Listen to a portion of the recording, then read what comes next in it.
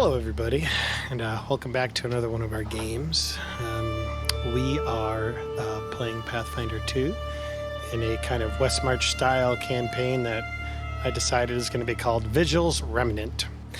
And with us today, we've got several players. So why don't we go ahead from on the top of Fantasy Grounds. You should see all your names in that order. So why don't we go ahead and start with that first character, Sir Hammond. You could introduce yourself. Sure. And tell us which one is better, pie or cake.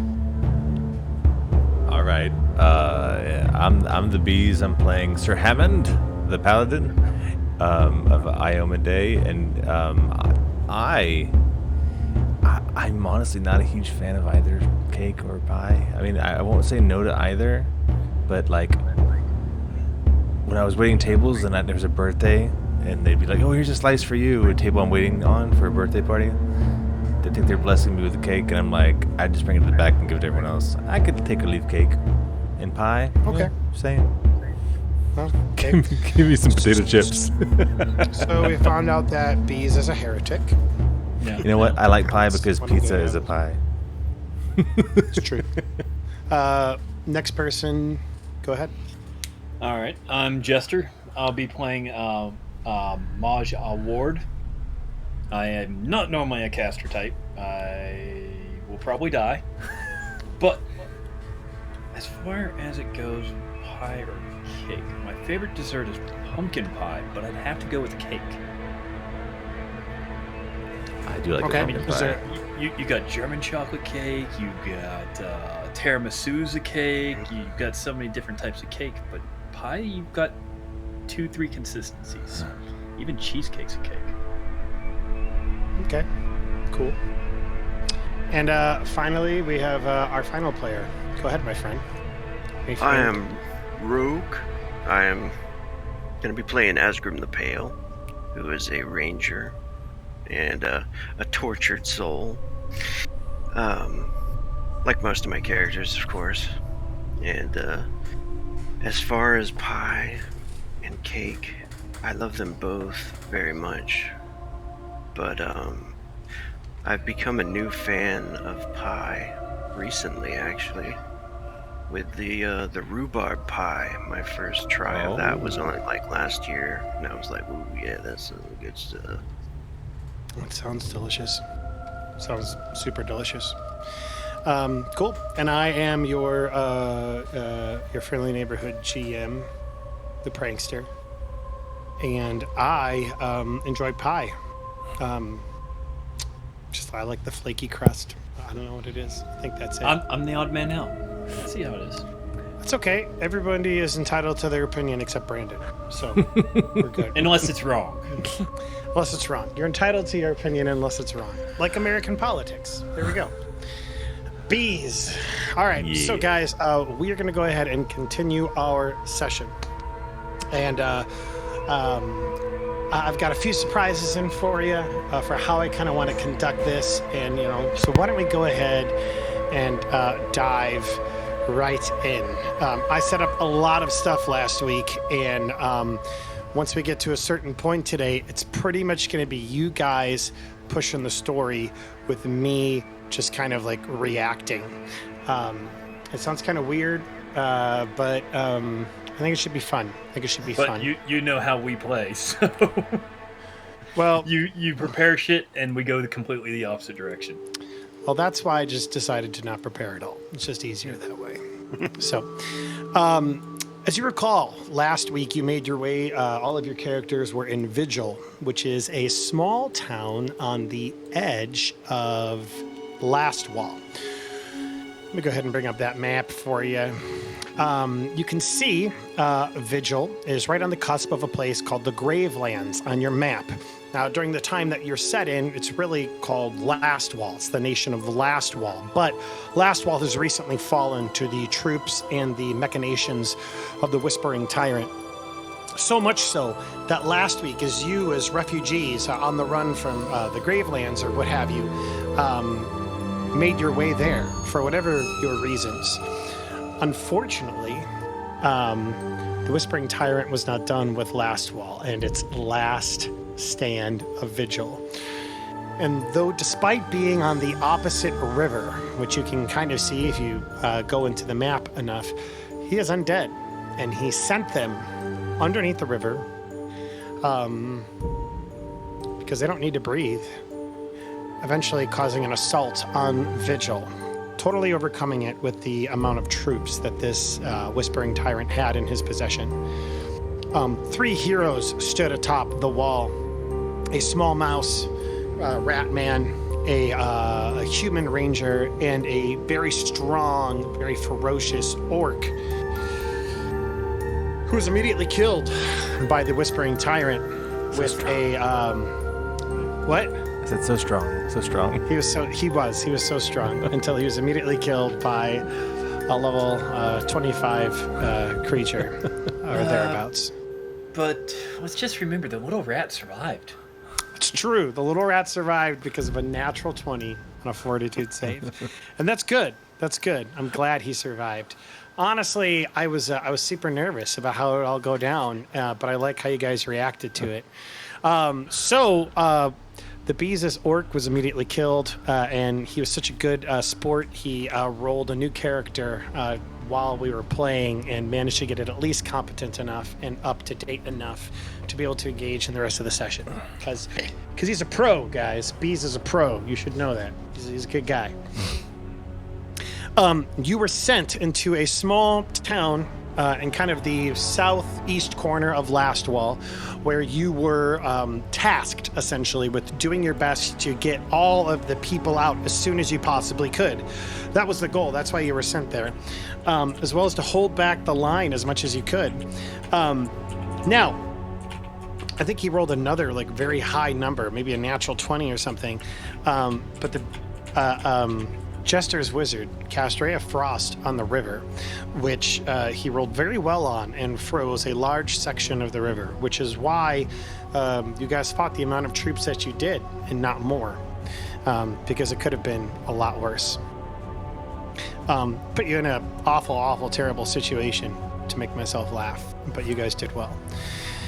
As you fended them off for as long as you possibly can, and yelled out to all of the refugees that were left, getting them out as much as you possibly can, you know that you did everything in your power to save people from Vigil.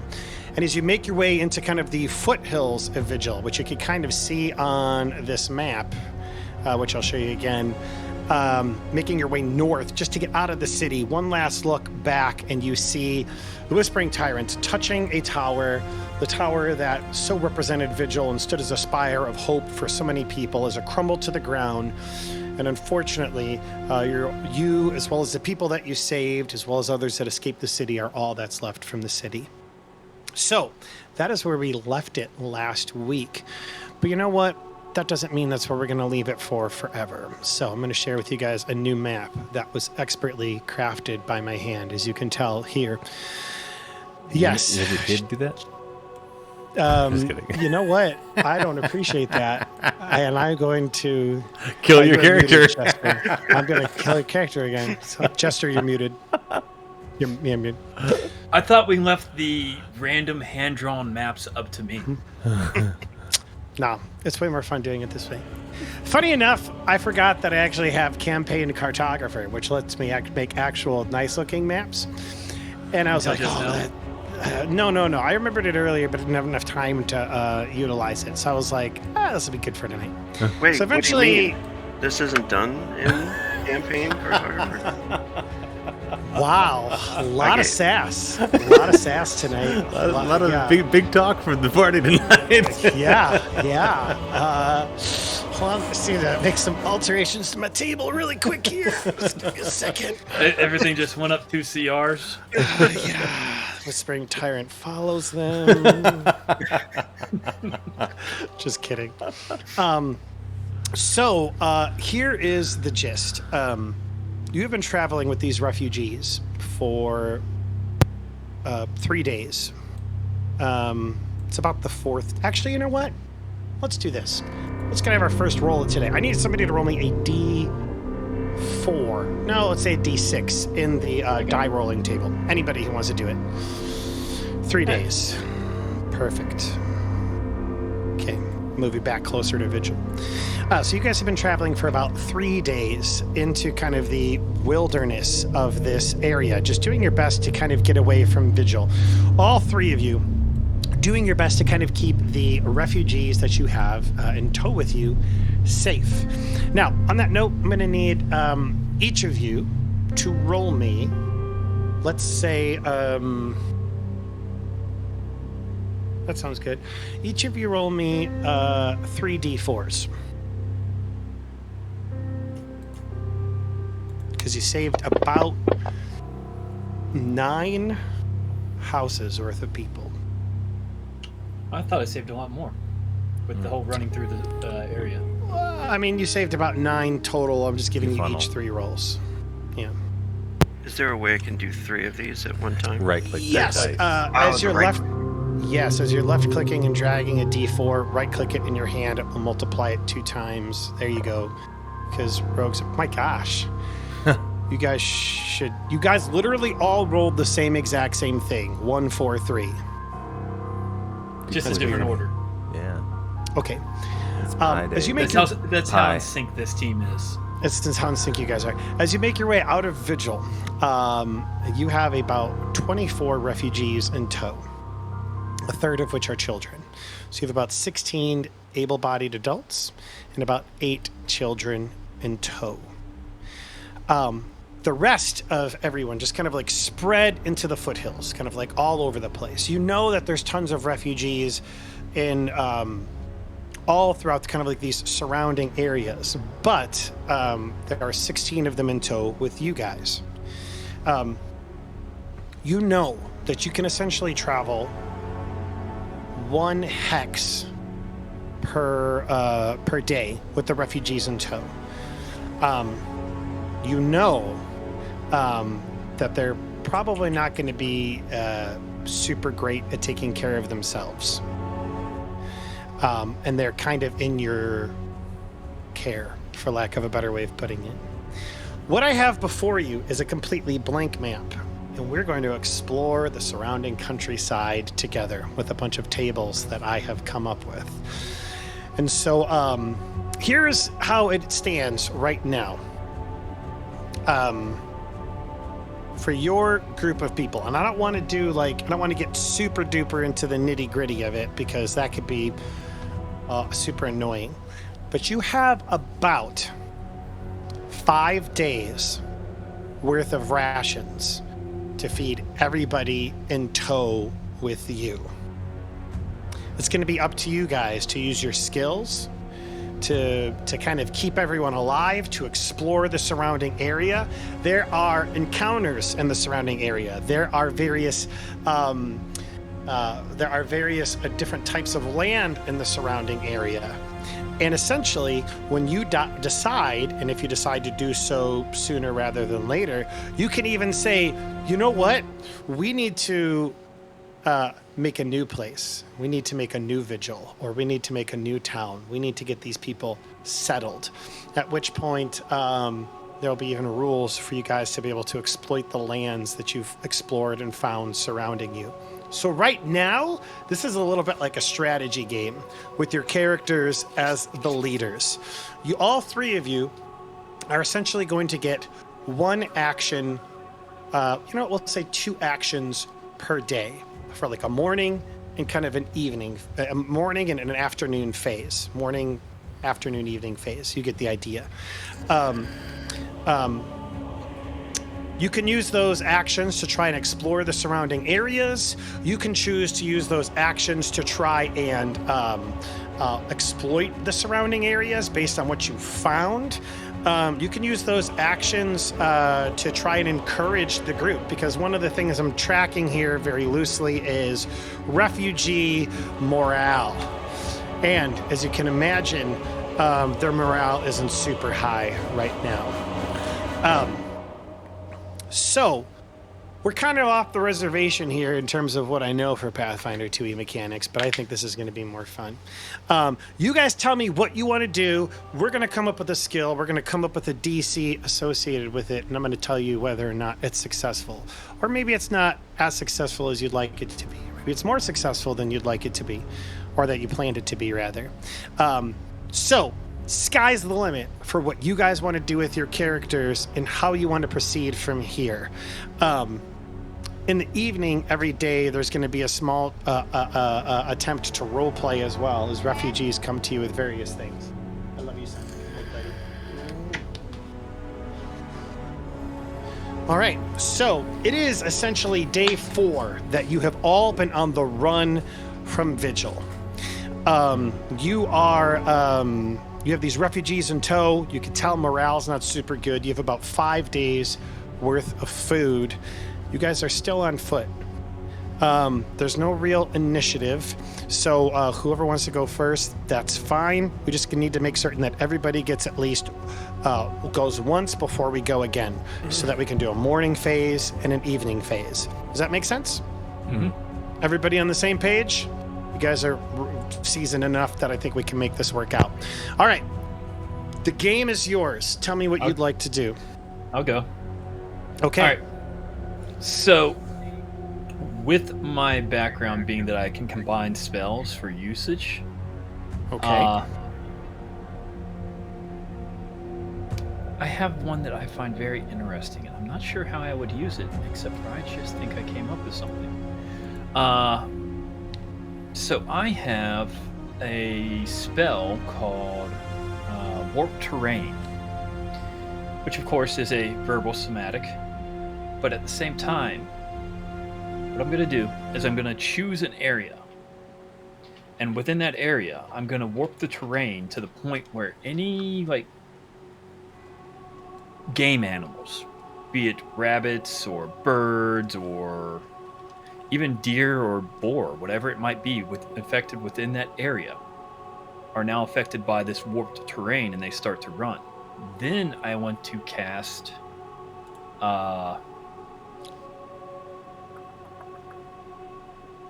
cantrip called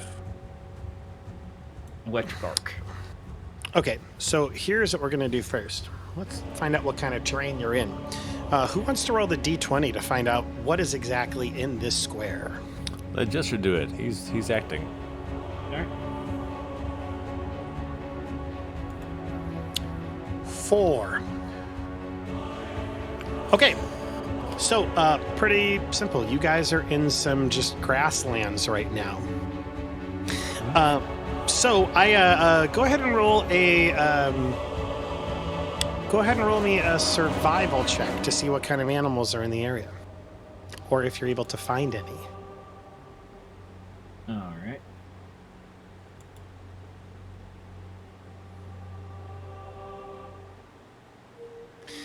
Yeah, as you're kind of looking around, you're not entirely certain that this area is frequented by animals. But it sounded like you wanted to create a trap for them, correct? Yeah. Okay. Of sorts. So the warp terrain was the plan to ferret out any animals. And then using the electric arc to immobilize, kill, stun, whatever it would be, so we could get some food. So you're talking like rabbits and stuff like that would be under the ground. Mm-hmm. Okay, cool. So I'm going to say that survival check is you weren't able to find like any tracks or anything. So you're just randomly going to like kick up some earth and we're going to find out if you're lucky or not. All right. Okay. So you're moving earth, looking around this whole morning. I'm going to give you a 25% chance for success. So roll a 16 or higher and we'll find out what happens. Just pure luck. Okay, so yeah, you kick open some earth, and sure enough, you find a burrow of we'll say rabbits. Just a ton of rabbits underneath there. And so you're going to use electric arc to essentially shock them, correct? Yep. Okay, cool. Go ahead and roll me a, you know what? I don't want this to get too super overly complicated. So you find them, you shock them, they pretty much fall to the ground, and you're able to bring back, I'm going to say about a day's worth of food for everybody. Mm-hmm. Okay, so you have 6 days of food now for your group. Who wants to go next? A little bit like Oregon Trail. I could do some stuff. Okay, Being a go ahead, ranger. Rogue. Sure, Being a ranger, absolutely. well, my first thought was, after being in the city and everything and seeing what, that army did, which is pretty much wipe us out, and knowing from his homeland, of course, that did the same thing, they've constantly lost to these guys, these forces. He's constantly lost. And any group that he's been in has constantly lost and had people killed around him. So, I want to point out, Sir Hammond is also mostly worried about food, and so I would be helping either of these guys. I might run with the ranger to help him with this, because I'm not skilled in survival, but Sure. But this is a concern. Okay. I'd like to aid you, whatever you're doing, Rogue. Keep going, buddy. Okay, Azgrymn.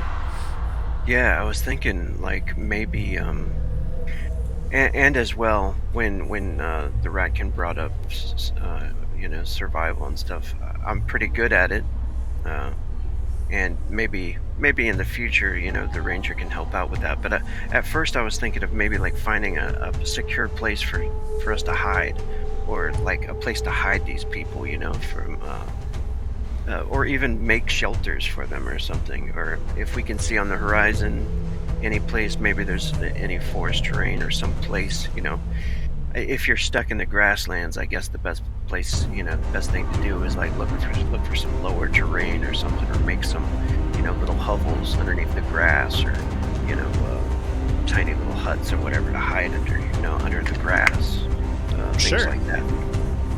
Okay, so I heard two things, just want some clarification. Are you looking for a different type of terrain, as in you want to kind of like go explore into a different hex?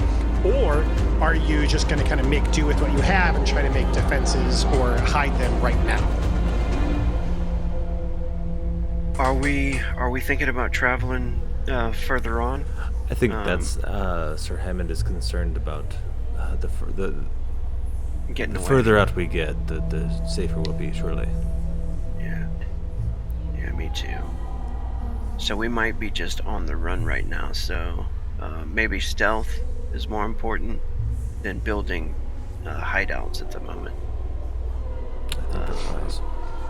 So hiding them in the grass, which I'm not bad at stealth either, so I guess I could do that. Sure. Okay, cool. So then why don't you tell me, how are you going about this task with your people? I think Azgrymn would be... And how, Paladin, are you helping him do it? Sure. I think just with the councils, what I'm doing, just thinking that the further we flee, the wiser. And I am skilled in diplomacy if the people need some talking into it, or to improve their morale to continue the journey. Yeah, there you go. You take on the leadership role there, and I'll try to help people hide, I guess. Pretty much like letting the children know, letting the other refugees know where to hide, where to move, how to move, stuff like that through the grass. Okay. I put that area in green to just give you guys an idea that is essentially, that whole area is grassland. Cool. Gotcha. Now you can move in, so you still move into a hex with more grassland, but you can explore on the edge of that. Okay, cool. So that sounds great. Why don't you guys, roll me a diplomacy check, Paladin, and why don't you go ahead and roll me a survival check, Ranger? Oh no.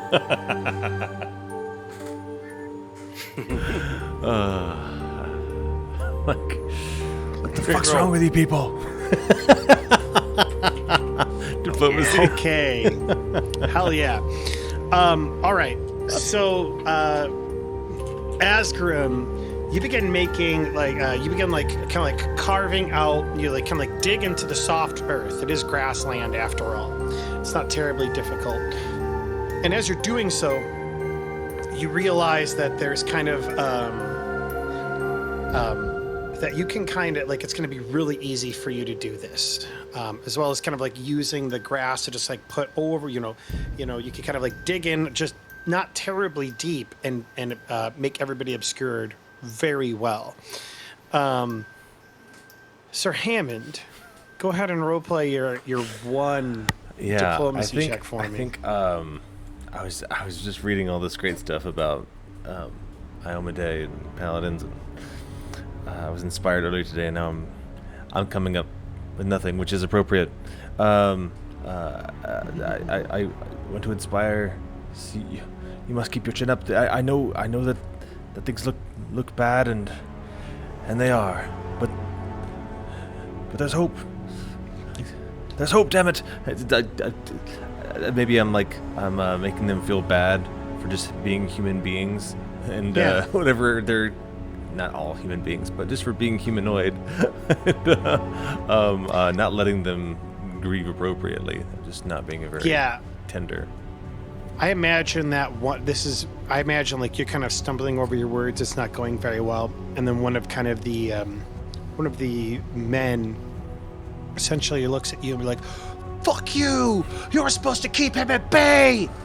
You let us all down!" And he kind of like starts yelling and getting louder, and he's like, "You let all of us down!" And you can see that it's actually really affecting the morale of the people. Yeah. But you have safety to be able to just kind of like disappear into the brush. Thanks for creating a hidey hole for me, Azgrymn. And now you're just going to go into it and die. All right, the morning passes. Enough food has been gathered by Maj to kind of take care of these people. You have about 6 days of food. And him bringing back the food actually increased the morale of the people. But this kind of like rogue element within the refugees, he kind of brought everybody back down again. Nice. It is the afternoon evening. You guys can do a little bit more before you kind of got to set in for camp for the evening. How do you want to proceed? I'll go first again, since I came up with a couple of things I'd like to do. The children. All right? Okay. So, what I would like to do is maybe start telling them some stories, some of the lore that I know, or, perhaps show them some magical tricks. Maybe even teach them how I do this magic while I'm telling them these stories. Sure. That sounds like a way that you're using lore is you're kind of like telling people this. Mm-hmm. So, and seeing as how you have like this magic, I mean, it makes sense that it's a lore associated with your magic. So let's say you could do lore or like arcana or something like that. Let's go. Eeny, meeny, miny, mo. Let's say fuck it and roll. All right, let's see what happens. 11. All right, that's good. Yeah, so couple things happen. First off, the kids are, you notice that a couple of them are just very quiet. Parents have them. Their parents have them, and they seem very not super excited. But as you start doing this, the kids start giggling, and you can even see it bringing like a smile to some of the parents who've been through this hell. Just kind of bringing them up out of their frustrations, just even for a moment.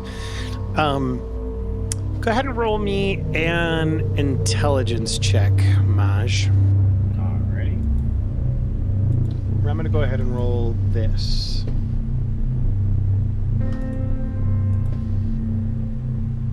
$15.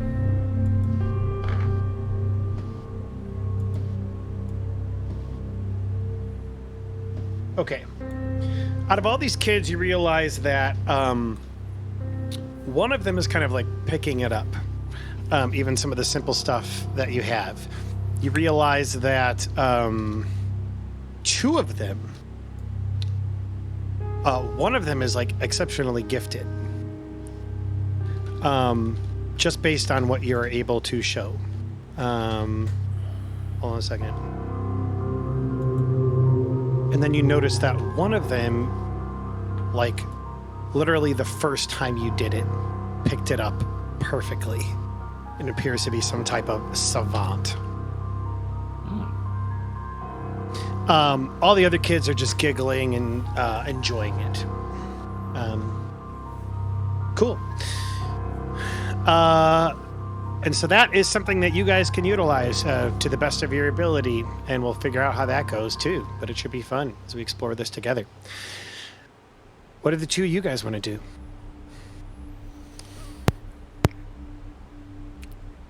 I could do one or two things, I guess. I have Probably lore two. and tanning, and I could use the rabbits that he caught to make some hides, I guess, for the clothing for the kids or for the people, refugees, if we need to get any clothing or anything. But I was actually thinking about after the result of Sir Hammond's performance. I did want to kind of convey to the people as I'm hiding them, I guess, that Sir Hammond did, all of us, did put our lives on the line, and we will continue to do so, And Sir Hammond as well was one of those people that we're trying to save as many as he could. Okay. All right. Yeah, that sounds like a diplomacy check to me, as you're trying to kind of like speak on his behalf. Yeah, unfortunately it does. You know what though? Hey, it's good. I tell you what, given your Save the belts. Save the pelts given for your later. given your amazing work at these huts, you have their ear, and I'll give you a +2 to the check. Sweet. So that's, I can hit down in modifier down here. Mm-hmm. Rogue's like, all right, that gives me a +2 to the roll. Total of It 2. might actually, I don't know.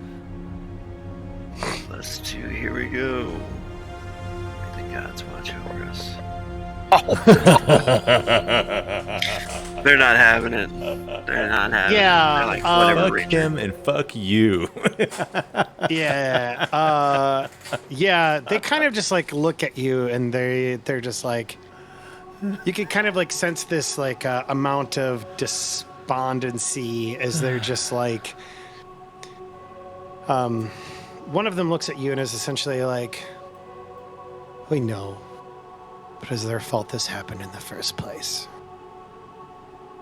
And they just kind of like look at you and kind of like crawl, and they're like, but thank you for the shelter. And then they kind of like move in.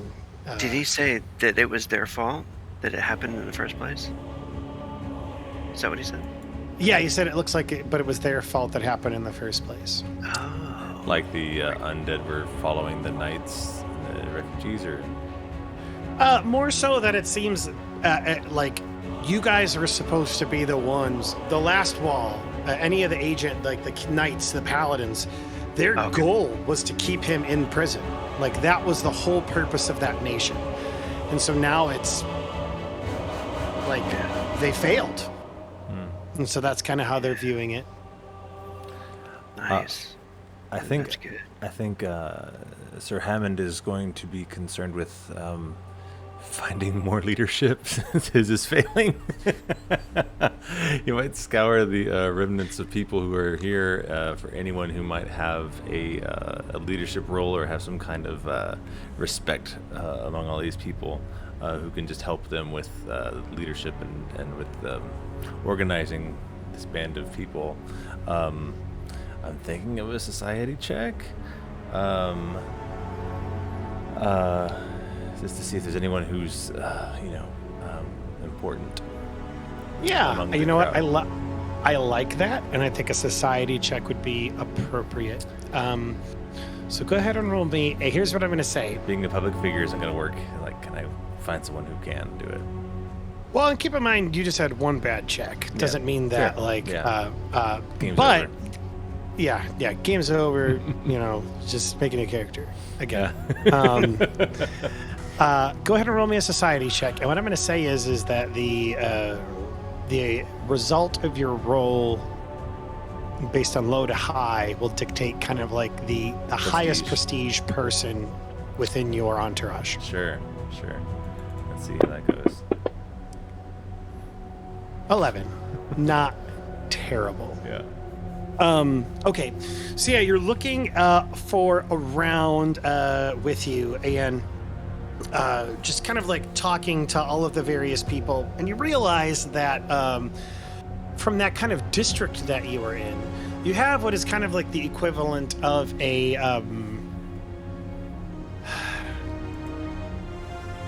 what? I got an idea. Roll me a d6. We'll find out. That's okay. That's One okay. is good, right? Yeah. So essentially, you have kind of like a town leader of sorts. Like he was in an actual position of authority in Vigil. Maybe he wasn't necessarily like the mayor or like the high warden or anything like that. But he was kind of a low-level person responsible for logistics. And he introduces himself as Arthur Drossop.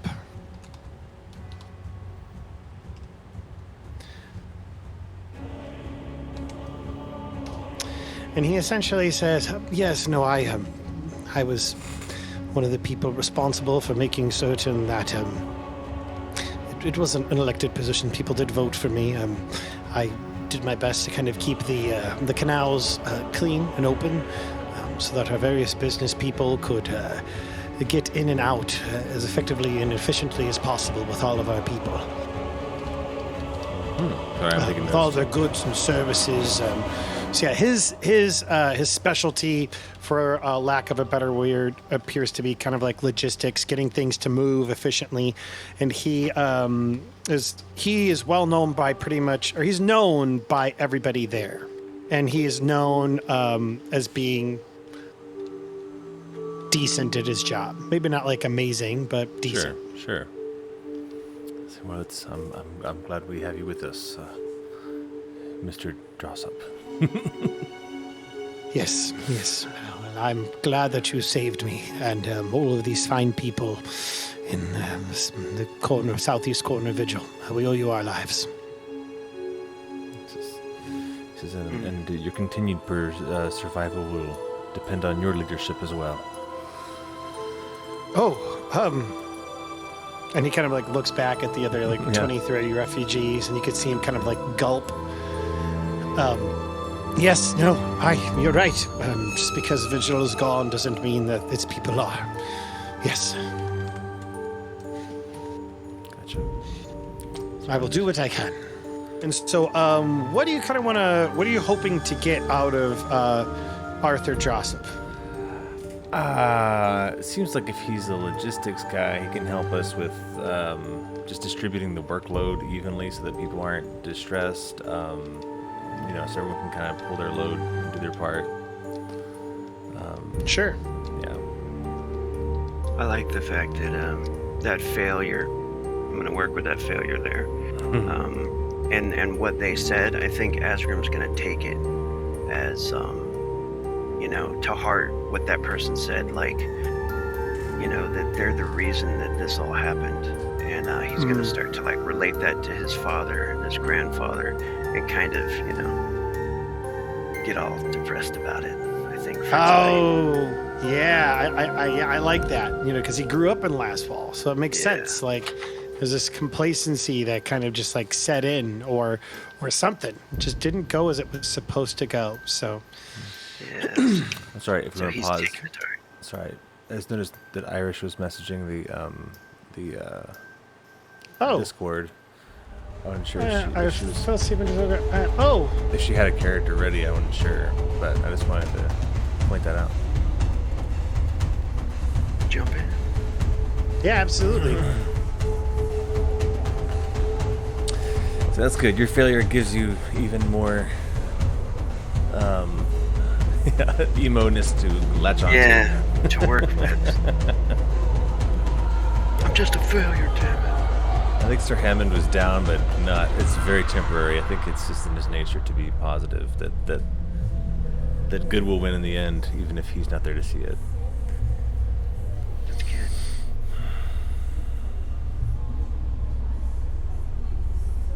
good. Get over here. It'll build Azgrym's hatred for this Whispering Tyrant some more. Sure. All right. Cool. So she's going to be here in about 10, 15 minutes. Cool. Awesome. All right. So you guys are essentially... okay, so a couple of fun things. First off, as everybody is kind of like getting ready to take camp for the night, because you guys didn't tell me you were moving out of the square. And so as a result, you're just kind of staying there for the night. You kind of begin to get into camp. And you guys can take like one group action together if you want, as everybody's kind of like getting in line for food. Like, you tell me, like, what are you guys going to try and do? Azgrym's gonna guard. Find a hiding spot, maybe to the southeastern area, so he can keep watch, maybe where the army was and where they came from. Okay. So as night begins to settle in Azgrym, you decide to kind of just perch yourself up on a hill and just keep a lookout. I'm assuming you're doing this kind of stealthily. Yeah. Okay, go ahead and roll me stealth. And what are the rest of you guys kind of doing as camp begins to settle in? Yeah, I was going to say, if he's keeping watch of the southeast, I think that Sir Hammond is concerned with the water, considering that's where the water was the source of a lot of these undead, and so he might be watching straight out to the east. Okay, all right. So, and just so I'm clear about this map, because I realized I didn't color in this other river, and it partly was because I didn't know how to. The river to the south. Yeah, the river to the south is the one the Whispering Tyrant came from. Right. This river just was kind of like, it's on the east side of Vigil, kind of going up. Sure. So you're going to keep watch as well, correct? Mm-hmm. All right. Did that not roll? It did not. If it didn't make it in the box, it doesn't count. Oh no, that's right. It was a sorry. 17 too. Here, come on. It was a 1. All right. Hey, that's Not pretty good. bad. Okay, natural 20. As you're trying to kind of find or not a natural 20. You feel like you're in a good spot to kind of keep an eye on the people, as well as keep an eye on the river. So are you guys gonna like tag team this, or one of you keeps watch and then the other takes over, or are you gonna stay up the whole night, Azgrym? That's a good idea. Maybe we should. Yeah, we could trade off and turns, maybe yeah. have a little chat when we trade. You know, trade seats. Sure. All right, and so we'll get to that in 1 second. What are you doing, Jester? Okay, so while everyone's gathered around the fire, getting their food and everything else like that,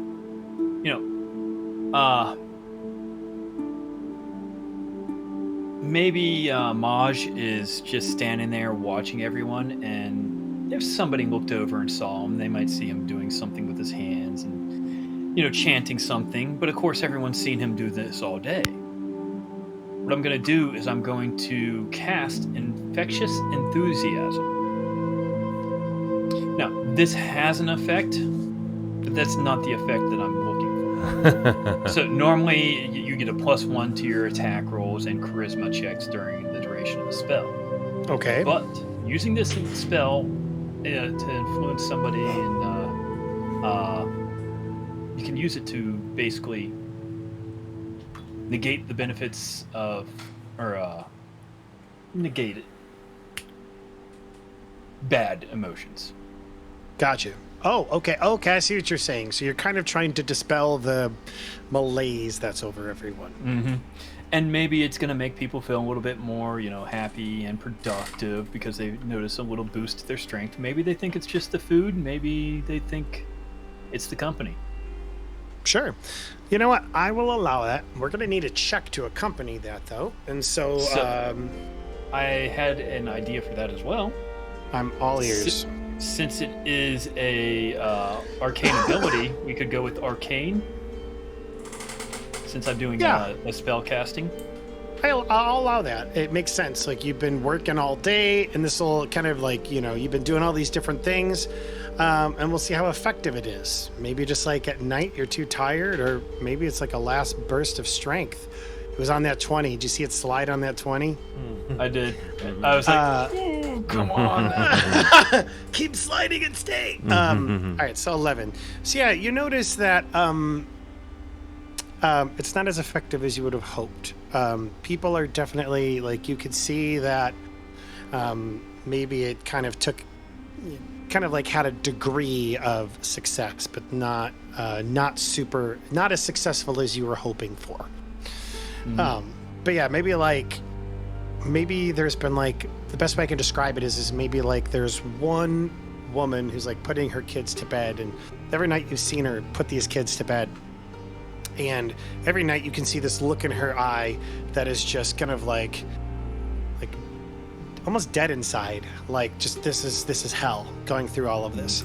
But this time, as you see her put her kids to bed, you very faintly catch her like humming to herself, and it's like this small behavior that is like, okay, maybe this did something.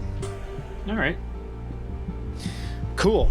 All right, the night comes. Let's go ahead and roll some dice, because that's what we do in games like this. Who would like to roll the D100 for me? Rogue. Rogue. All right, you've been Rogue. decided, Rogue. Go ahead and roll the D100. You're looking for 30 or more. Actually, you're close to Vigil. You're looking for 40 or more.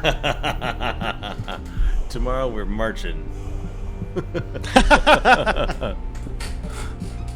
right, so you right-click on the D10, and you'll see a little percentage option on the radial menu, and choose that one. It will put a D10 and a D. There you go, man. 42. I said 40 or more. So you begin to the night goes by. You feel like you could see something way off in the distance, and Rogue, maybe like you clench your bow a little bit tighter, because it looks like they're veering towards you, and then they kind of like veer away from you. But the funny thing about it, and maybe you're just attuned to it at this point, is, like, even in kind of like the quiet evening where you could just kind of like hear the whoosh, kind of like the just the nighttime, what you realize is that you just kind of hear like the clattering of bones silently making their way through, but they do not come towards you. The night passes, and it is a new day. You are in the same spot you were. It is a new day. You can take new actions. I do want to remind you of a few things before you decide. When you guys decide to move, that will be one person's, you can choose to explore a tile and then move, or you could choose to just move into it blindly and hope for the best. Keep in mind, there will be things that happen one way or the other. If you decide to move the group, that could only happen once per day, and one of you must give up your actions for that day as you're deciding. But you will get to decide where you're moving. Okay. Cool. All right. How would who would like to go first, and what would you like to do? I'll go again. Sure. This time, I'm going to do the same thing I did before. I'm going to cast, that same spell combo to try to find us some more food. But this time, I want to take those 4 kids out. And I want to show each of those kids. Did I say 4 or 3? Because You I thought I said 4. 3. I thought You said 1 2. grasp it, 2 were pretty decent at it, and 1 was a savant. Oh, okay. So my apologies. 1 regular, kind of like they kind of like took them a bunch of tries that maybe they could make like a small spark in the air, and then the gifted one did it in like about half as much time, and there was a savant who essentially did everything the first time you showed them.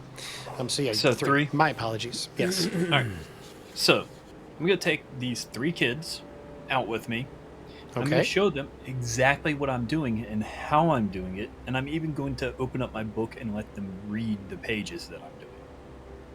Okay. Okay, cool. So you're going to take those 3 kids out with you to do what type of so essentially you're taking your morning action, if I may, to train these kids. To show them how I was hunting and got the rabbits. Oh, okay. I see. Hey, Irish, glad you're here. Hello. Want some pizza? Awesome. I love pizza. Sorry, I just woke up. You are absolutely fine. Irish is our friend from the UK, and so, Hi. you know, hours are a bit Half early in the for morning her. right now. Well, we're glad that you're with us, and you are awesome. Irish, do you remember how to log into Fantasy Grounds and all that? Give me a minute and I'll figure it out. Sounds good. Go Give her ahead some and coffee first. Oh, absolutely. I was muted the whole time. Hello. All of these are friends, Irish, from different areas. Buddy Rogue is from some role-playing games. Beez is a friend that I have actually met in real life. Jester is he's actually from. I met him playing Atlas with West Virginia. Oh shit! Hell yeah, dude. Yeah, and then and so you're from Atlas as well. Jack Morgan's company, which you know Jack Morgan. You remember him, right, Jester? Yeah. So Everlast. Steve was a really good friend of mine. Yeah. I've known him for years. Sweet. Well, Irish, we'll let you go ahead and get logged on to Sirenscape as well as to Fantasy Grounds. If you have any questions about that, go ahead and just message me in Discord. And then in the meantime, we're going to keep playing and just keep an ear out. And I think you'll be able to kind of like pick up what we're doing. But if you have any questions when it comes to your turn, we'll go ahead and take it from there. Yeah, sounds good.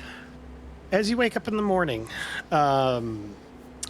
Jester, you take these kids off to train, hopefully helping them to kind of learn the ways of magic, maybe some like simple steps. Yeah. And so let's give these kids some names as opposed to just calling them regular, gifted, and savant. So give me just a second here. He's going to random name generator. I am 100% going to I was Fantasy really Name hoping Generator. for Huey, Dewey, and Louie. That's what I was going to vote for, but You know what? You know what? If we did that, I would totally screw it up. I would get all of them confused because they sound so similar all the time. But we're going to say that these guys are just humans. oh, they're not and ducks. Gotcha. They're not ducks. They're not ducks. Okay, we're going to say that the regular magic user, his name is going to be Micin, Micin. We're going to say that the gifted one, his name is going to be Vam Sip. And we're going to say that the third one is the one that is a like a savant, essentially, because he rolled a natural 20 when I was trying to find out like what level or if they had any affinity for magic. We're going to call him Jedral. All right, so you got Micin, Vamp, and Jed. And you take them out and you begin to try and teach them. So here's how this is going to work. Because I want to make this easy for me, because this can be a pain in the ass otherwise. You are going to go ahead and roll a Knowledge Arcana check. And their ability to pick up what you're laying down is going to be entirely based on your roll. It's essentially going to be we're going to say a DC 20. But I'm going to drop that DC by 5 for each level of giftedness. So the Savant, DC 10, Gifted, DC 15, Regular Kid, DC 20. Alrighty. Arcana, come on. You failed me last time. Let's get something good. Oh, I was going to say, or the don't you have Lore Academia too, right? It's your teaching. Since you're teaching. I would have allowed that because that would be an interesting use of the roll. But I believe for Jester at least, both modifiers are the equals. same. They are. So either way, you know what? Jedral picks up what you're laying down.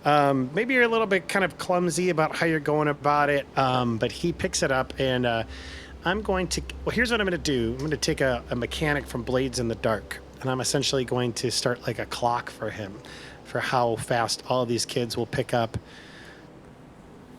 a spell. A level... You said Move Earth? I said I was using, as far as spells go, Warp Terrain. Warp Terrain. And that's a level 1, or is that a cantrip? That is a level 1. Okay, I'm going to say And you're using... the cantrips that I'm using is Electric Arc. Okay, so what is the cantrip you're trying to teach them? I'm trying to teach them Electric Arc. Okay, for cool. the cantrip.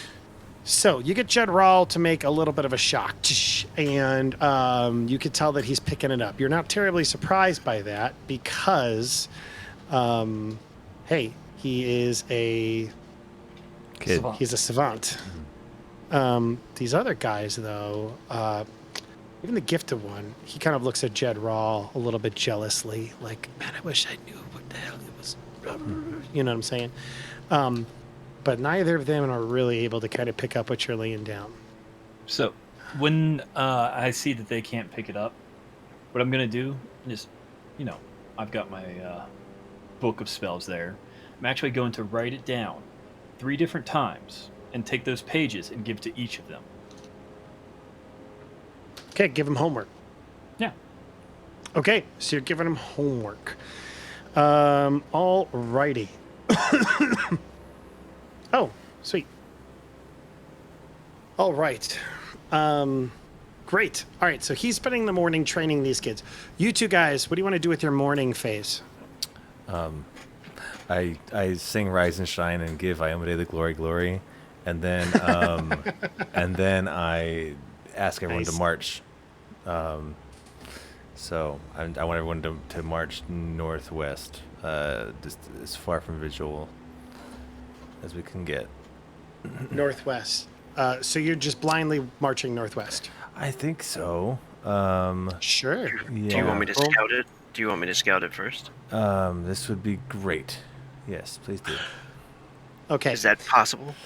Absolutely. Yeah, he said we we're could. not. There's no real turn order. So I imagine what happens is. kind of like role playing it out. It's the middle of this grassland. You guys kind of come out of your like little grass huts or little like over whatever that rogue made to kind of hide everybody during the night, merging. And Sir Ham, you're like, all right, now it is time to go. We will move out to the northwest. And you kind of like gather everybody together. And you're like, what ho? And you begin moving.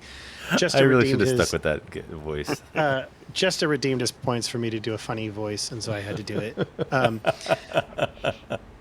So you begin to, but maybe like, kind of like standing over there is Azgrymn, and you see him, and you kind of know what's going on. Azgrymn, kind of like, what goes on as you see this? You're trying to kind of like interrupt him, so you can do some scouting. Oh, okay, yeah. Yeah, I'll go up to him and pull him aside so, nobody else can hear this. Mm-hmm. And I'll say last night I witnessed some scouts of the Wicked Army not far from our location. It would be wise for us to leave this area. I agree. I'm sorry I screwed you over, No, buddy. it's fine. No, this is just It's now wise. canon. That voice has to be done. This is- No, it would be forever. we all must leave. What happened to your voice? Something. Azgrym's like, man, you were kind of cool Oh my before. god! but Oh my god! I now-" can't do it. It's like a campaign of Kermit. I would prefer to do Kermit. That's really great. We need you to all line up in a single file line so that we can make certain to go. Yes. Hermit the Brown King. Did you All right, change go back your to voice? Go back to your regular voice. We'll never be able to keep a straight No, thank face, you. otherwise. I could go way too much. But this is exactly what I had in mind. I think the further we flee from Vigil, the safer we'll be. Surely. He looks off in the distance to the northwest and towards the river, and Azgrymn says, "Do you think he was right last night, Tyrell, the innkeeper, when he said it was our fault?" He spoke out of anger. It's we are not the cause of evil. We are stopping. We're doing everything we can to hold the evil at bay. He thinks on this for a long time, and then he says, "I don't know if this is true. I think perhaps he was right." And he says, I'll scout ahead. Make sure that we're not walking into trouble." Okay. All right. So let me catch Irish up to speed, really. We'll kind of go from there. Irish, you're like totally with us now, right? Oh, Pretty much, a yeah. character tokens on the game. Nice. Yeah, she already made a character. She was like the first one, man. She's a boss. I was the last one. I was so excited to play for the last couple of weeks, and just fucking life has been throwing spitball after spitball. I mean, it's been so shitty. Wake up at It's okay. 2 or 3 in the morning. It's no big deal. I know, right? All right. So Irish, do you see that map I just kind of shared with you? Yeah, Okay, and can you still see it? yeah. Perfect. All right. So I'm going to give you the synopsis of what's going on, catch you up to speed. Last week, you were all essentially, for whatever reason, in the city of Vigil, which is on the kind of the riverbank right here. You should be able to see it. Vigil was kind of like the last bastion of the nation of Lastwall, because the nation of Lastwall was essentially overrun by these undead. Last week's session, everybody was essentially in the city when it was overrun by the undead. Then there was a pretty big combat as they were trying to like just get everybody out of the city as fast as they possibly could.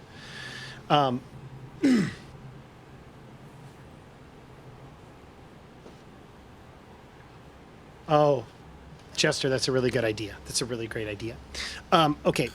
And so the end of the session was essentially them saving as many people as they could, but undead still overwhelmed the city as refugees kind of went like running as fast as they possibly could out to the north, away from the river, away from where the Whispering Tyrant's armies of undead were. Okay.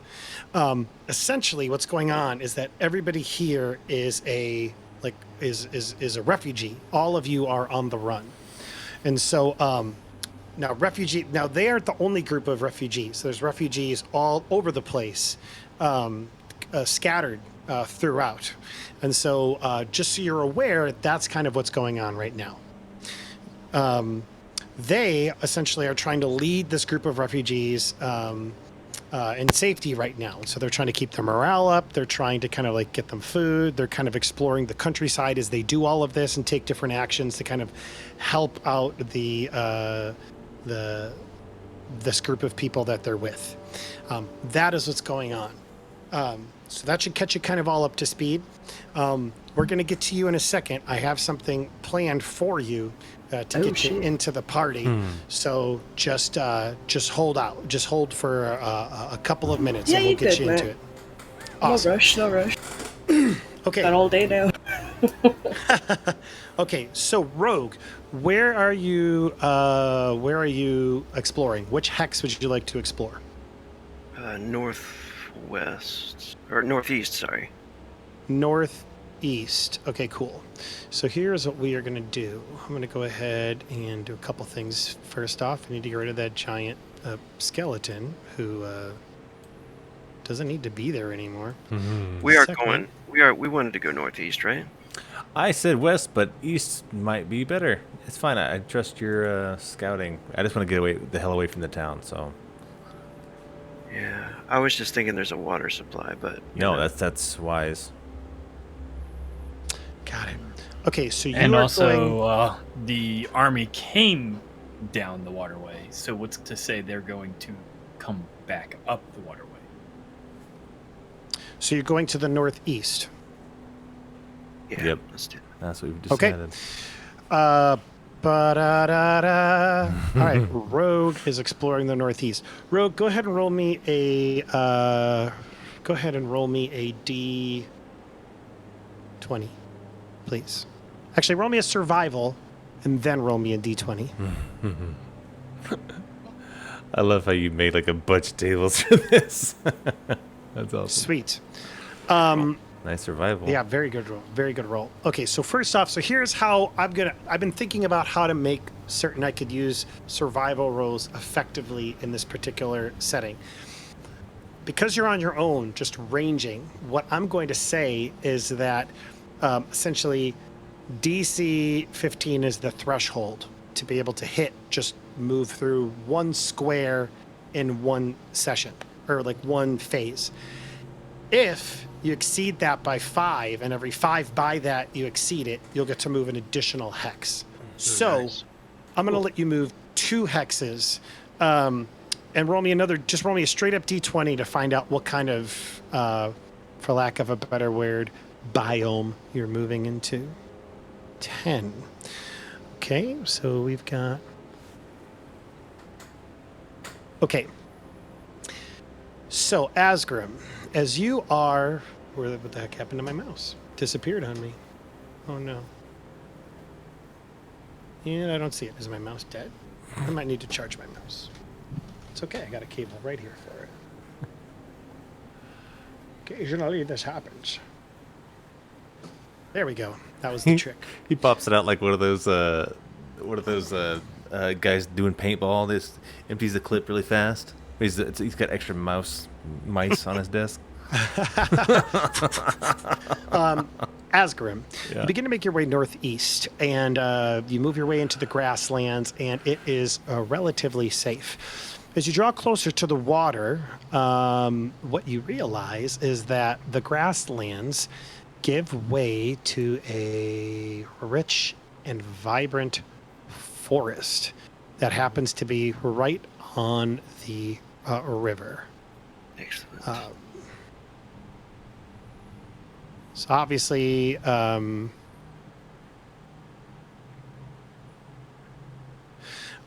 now the other thing that you notice, and I'll give this to you with your survival check, is you kind of make your way to the edge of the grasslands and see the forest off into the distance.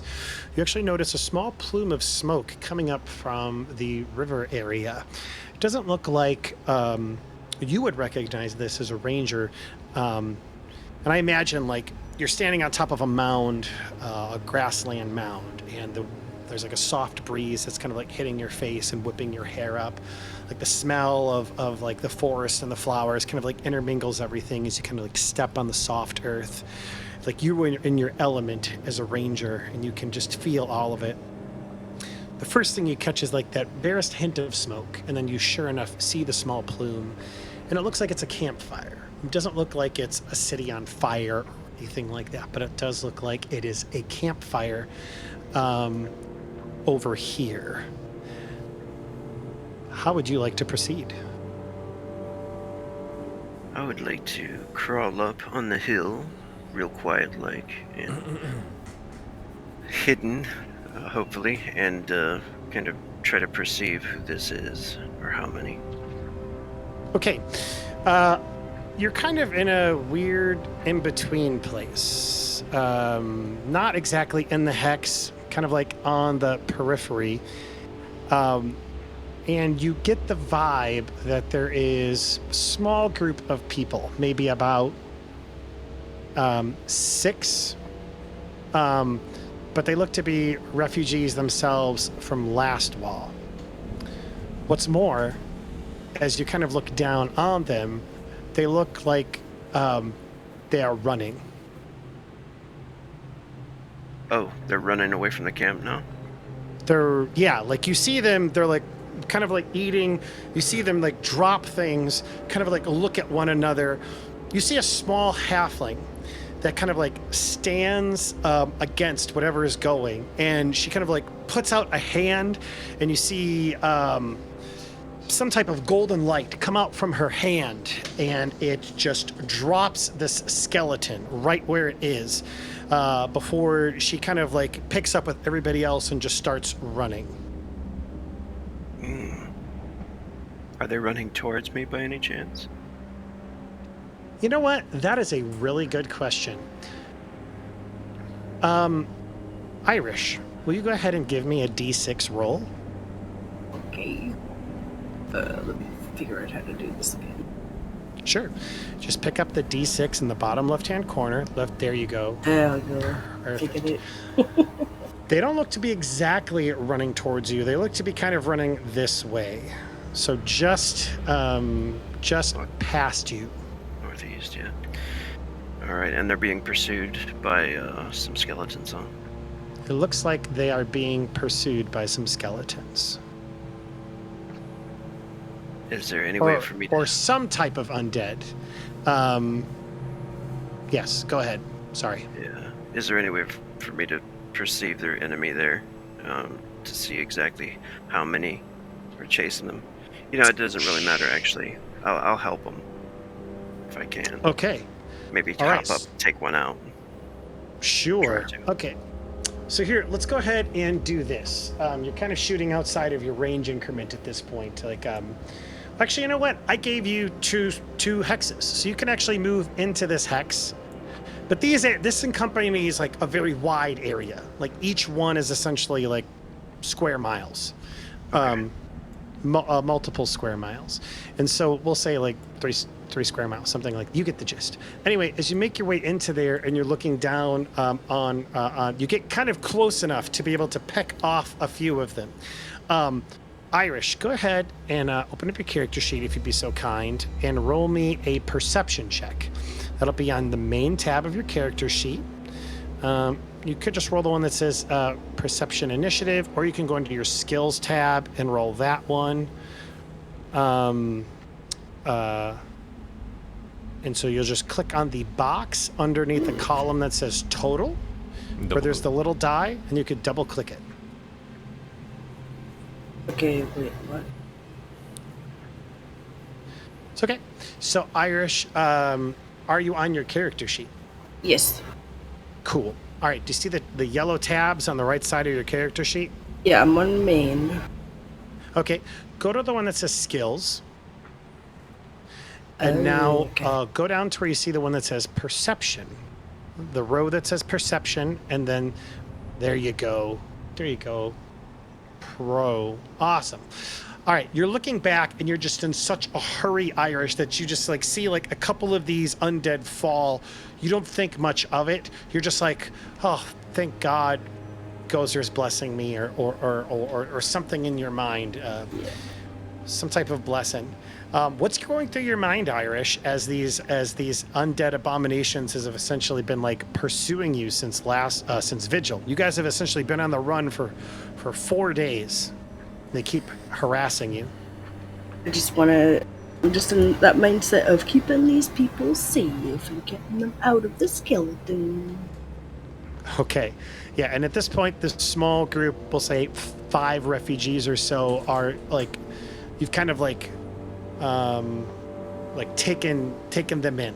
And it's 3 adults and 2 kids. Taking them under my very small arms. Taking them under your very small arms. Okay, but you are essentially running. You're not aware of this person who helped to drop a couple of them. Nonetheless, you get some time to kind of run. I'm going to move you up here. Rogue, it's probably safe to assume that you would be able to... Rogue, it's probably safe to assume that you'd be able to track and see them running in that direction. Okay. I'm going to go ahead and pause Rogue and Irish, for that matter, and we're going to come back to the rest of the group. you said that you were going to, Rogue, you said you were going to move, your whole mission coming out here was to kind of like help to move this group of refugees. You can report back and talk to Bees. In fact, all three of you, like, it's like kind of like the end of the morning phase, and it is the afternoon phase. You are running back, probably like catching your breath, and you can tell everybody about what's going on, and a little bit of role play. Okay, this is me running up to him. Yeah, I Yep. think I was just waiting for you to come back. Yeah. When Azgrymn moves back up over the hill, yeah, he's out of breath, bow slung over the shoulder, and he says, "I found more. I found more refugees." More from Vigil. That's just- We must reunite. We can share resources and ensure our safety in greater numbers. They're to the north of our position. I moved to the river, and they were being pursued by more of the skeletons. Blast. More undead. We should. Perhaps we must move our people to the northwest then, and we can cut off the skeletons. I alert my new friend, the Arthur. I ask him to try to help move people in that direction. Okay, so you get Arthur to go to the northwest. Yeah. Why would we Well, not go I'm thinking I north? just don't want them to. I don't want to run our people into skeletons, so I'm trying to avoid. But if we Gotcha. go So- from, Just straight north, I guess. yeah, if you go straight north, Yeah, you would that checks out. intercept them, and we could also, Yeah, we'll just interpose ourselves between the people and the skellies, or the undead that are chasing them. Yeah. Okay, so it sounds like the plan is to move north then, correct? Yes. Yeah. Okay, I'm going to delete your token for the time being. You move the camp. You start moving the refugees north as much as you can. That pretty much takes up your whole day, making certain that they are all together. Bees, making certain that they are all good.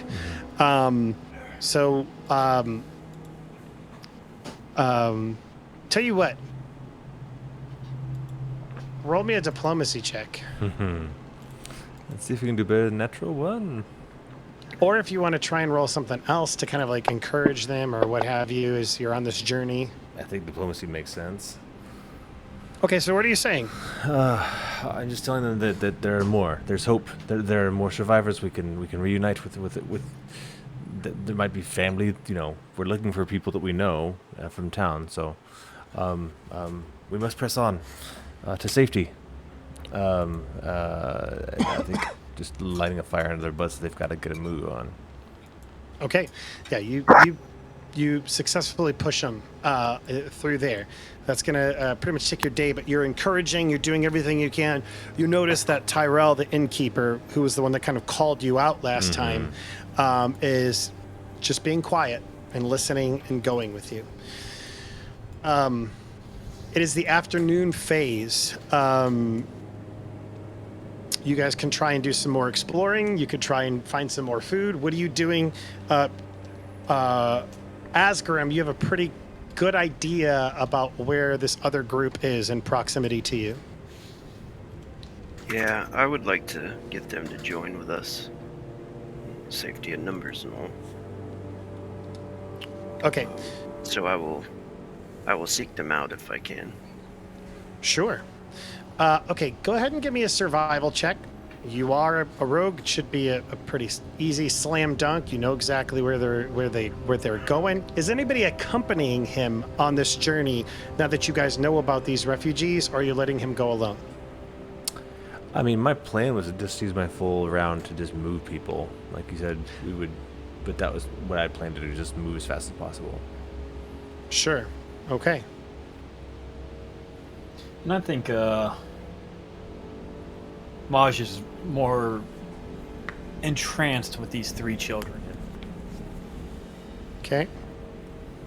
He just for clarification, Irish. He found 3 kids who showed an aptitude for magic, and he's kind of trying to train them. That's adorable. I know, right? All right, so let's go ahead and resolve this first. Azgrymn, roll me that. Oh, you already rolled. Oh, you got a 10. Unfortunately, it was a 10, yeah. Not great, but not terrible. You make your way into that square. Let's go ahead and do this. Irish, your group, what would you be? It's kind of like the afternoon. You guys spent the morning running with this group of yours. What do you think your group would be doing? Are you trying to hide? Are you trying to just find a place to kind of spend the night? What are you attempting to do? Possibly try and find some high ground. Maybe like, maybe set up like a little makeshift camp in the tree. Sure. Like how, Yeah. like my little character's village and stuff, was in the trees. Maybe try Sure. and make like a little makeshift one. Absolutely. And you know what? You have a past history with that, and you're actually see that dark green line that you're in? That indicates that you're in a forest. So that's something you can absolutely attempt to do. Let's do this. Would you be trying to obscure that kind of like tree, that area up in the trees, or you don't really care? You got the high ground. As long as we get the high ground, I think it should be alright. Okay, cool. All right, just trying to see if that she was trying to be kind of like stealthy about it. Azgrymn, you make your way into the forest, and again, they're not really trying to hide it. You find that another area on the. You find some smoke coming through the trees, very similar to the campfire you saw not too terribly far down the shoreline. The forest isn't terribly thick. But this is a great place, you would think, to do hunting and that type of stuff. With your 10, you are able to find them. It was just a DC 10 because they're not, again, trying to hide. So it's you know where they are, or at the very least, you can navigate directly towards them this phase if you would like to. Is that what you'd like to do? Yeah, definitely. Okay. Yozu, you go ahead and roll me a perception check.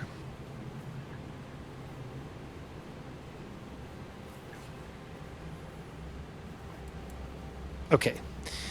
And are you being stealthy, Rogue? Yeah, I probably always am trying to. Okay, roll me a stealth check. Sneaky boy. Stinky boy. Especially if I'm by myself. Sneaky and stinky. Okay. So your ears, little halfling ears, as you're up in the trees, kind of like preparing this, some type of bed for the evening or whatever, you hear walking coming towards you. Now, you're only the only time you've ever heard movement coming through the forest after you has generally been the undead thus far. How would you react? Prepare an attack. Don't attack straight away, see what's coming. Just prepare it. Okay, so you prepare it. What are you preparing? What do I have? How do I find out what I have? Actions Okay, tab. it's okay. Yeah, go to your actions tab on your character sheet. And you have a Divine Lance would be the spell. That would be a spell that you can throw. Yeah, probably that one. I'll just prepare it. Okay, so your hand begins to glow as you clutch your holy symbol of Gozra. You see somebody sneaking kind of in the bushes, not too terribly far away. He's got his longbow, and he's kind of creeping around. But I see her. Yes, you would be able to see her. She didn't say she's trying to hide herself. You see her and her glowing hand, and you have your bow out, and you each eye each other. He'll stand up straight.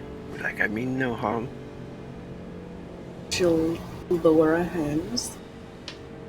and Come just on, give throw like a it, nod throw to like come up to the thing.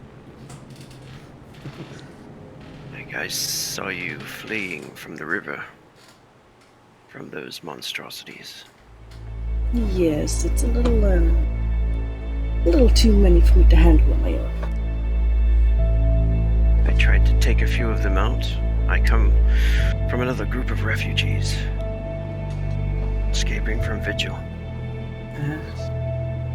That is where we come from too. Well, perhaps we could join forces. There is a very high possibility. How many more is there? We have about 30 in our group. 23. 24. 24. We all rolled 8s. 24. Okay. So then altogether it's 27. Altogether you are 27. Maybe Azgrym's bad at math, like I am. It's okay. We You all said, are, you, said, really. you said about 30. 30, so that's accurate. You're good. How many does Yozu have? It's a little Yozu, family you- or something, right? Yeah, it's like a family. You have 5. Okay.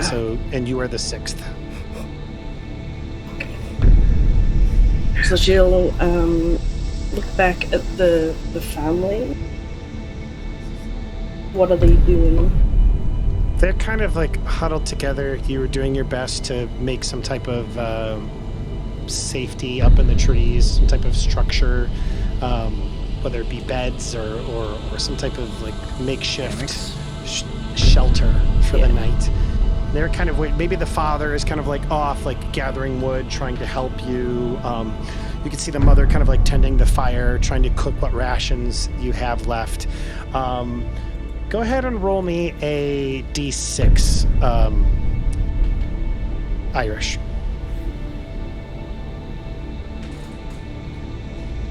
Okay. You've got about 5 days of rations. Okay. So why not land it on 5? Can I approach the father? Sure. So yeah, he is, I imagine the trees standing tall, maybe a couple of leaves falling down. Maybe it's summer, or not trees, a couple of leaves falling down. They hit the wind, kind of like twirling down as like sunlight breaks through the canopy above, and you can kind of see like motes of dust that are kicked up. And he comes up to you, dirt on his face, and you can see like the anxiety and tension in his brow. And he goes, "Yes, Yozu, does this man mean us harm?" No, they have a camp of them. Almost do? 30 of them. Yes. Almost 30. Oh my God. So It might do you be think- best if we join. Are they from Vigil? Yes. Then, yes. There's safety in numbers. I think that would be wise. I agree. Let me tell him my plans. And Yes. I will make my little way back to the man. Azgrymn standing away from the fire, I think, probably sees that it's a family, and he's happy at first to see them, of course, but then he's reminded of what he's lost, so his smile quickly fades. And he says, "Are you going to come with us then? Or with me then?" Yes, we will join you. Excellent. Okay. All right. I'm going to say just your combined action is that you guys moving the group to the rest of the to the refugees. That's the rest of your afternoon, essentially. Do we go to the woods or do we stay this way? No, they're coming to you. Okay. They're coming to you. So yeah, they're coming to you. Everybody's essentially in the same place. eventually, Maj and Sir Ham, you see Azgrymn coming over the side with 6 people in tow, a halfling and a family of 5, mother, father, 3 kids, and they join your kind of like little caravan where you're just kind of headed going north. What do you think's going through your mind, Yozu, as you see like this group of 30 or so, 27 people just making their way north? As soon as she like sees the group, a smile will come on her face because she knows that there's survivors out there that will progress and get better at dealing with what's happening to the world. Sure. So the group intermingles with yours, and maybe a couple of them, let's see, odds, they know each other, evens, they don't. Kind of awkwardly look at one another. There's some handshakes. People get in line and begin to make their way north. Okay, it is the afternoon phase. Sir Ham, you're already moving everybody into this hex, which you guys have already done. Jester, you wanted to train these kids some more, right? Yeah, and I actually got a really good idea for this. Sure. So, my thought right now is these kids I'm working with, I'm teaching Arcana. I'm teaching destruction spells. And one kid instantly got it. But what if the other 2 just aren't good at Arcana?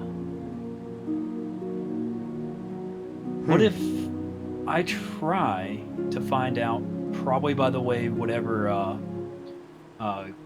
magic school I went to, or, found out how that I was good at destruction spells, found out where each person was going.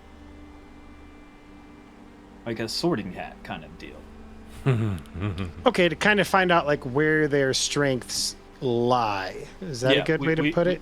We already know the savant is good at destruction like me. But what about I see what you're saying. It's gonna give them a little fantasy Myers-Briggs or Enneagram test. Yeah, maybe like I have them Are hold you a sorcerer? Are you an occultist?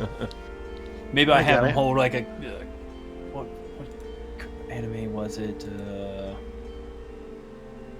No, I think it was a show, The Magicians. They had like this sorting thing that they did where they like took a cup of water, put a leaf on it. And I mean, that's essentially a Harry Potter with the sorting hat. Yeah. So, yeah, I get the gist, what you're going for. Like, you're trying to ascertain whether or not they are, kind of like what school of magic they might fall into. Yeah. Okay. That is an interesting question.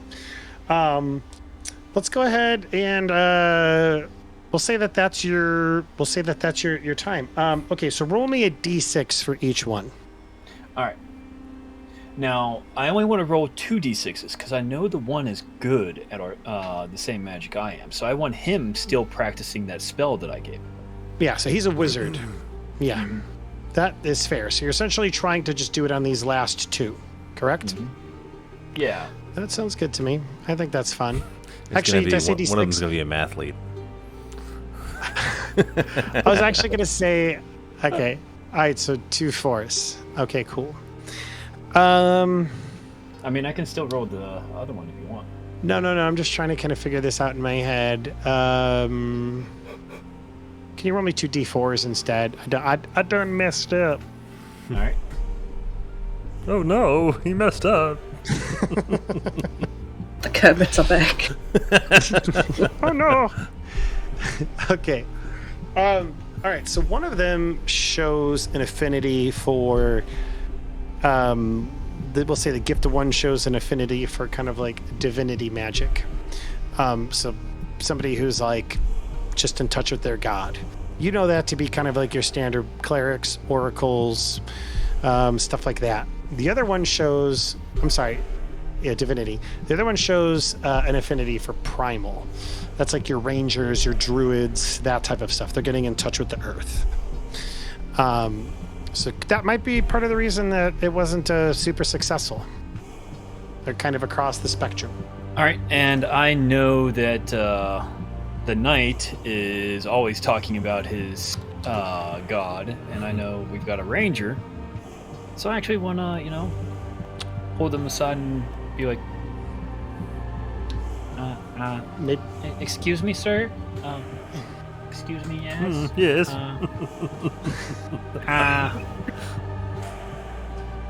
I think this kid here would actually benefit from your tutelage. A young knight? No. Possibly a cleric. But I'm not in tune with the gods as you. We all have our talents and our skills. You are clearly very talented. I will happily. Is this Huey, Dewey, or Louie? What was his name? All right, You had all their names. I so wonder if you wrote them down.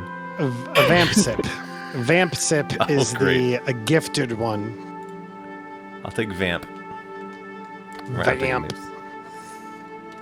The Vamp. And when Rogue gets back, we'll Sure. RP out. And I will happily greet Vamp Sip. and treat him like a squire. Until I realize that our new friend is also a cleric. Yeah. No one Irish knows. is over here like, what the heck, man? Yeah. My chopped liver? And she's yeah. Well, I don't She's- know her. She's I living haven't Yeah, she no likes one to hide in knows. trees. No one knows, man.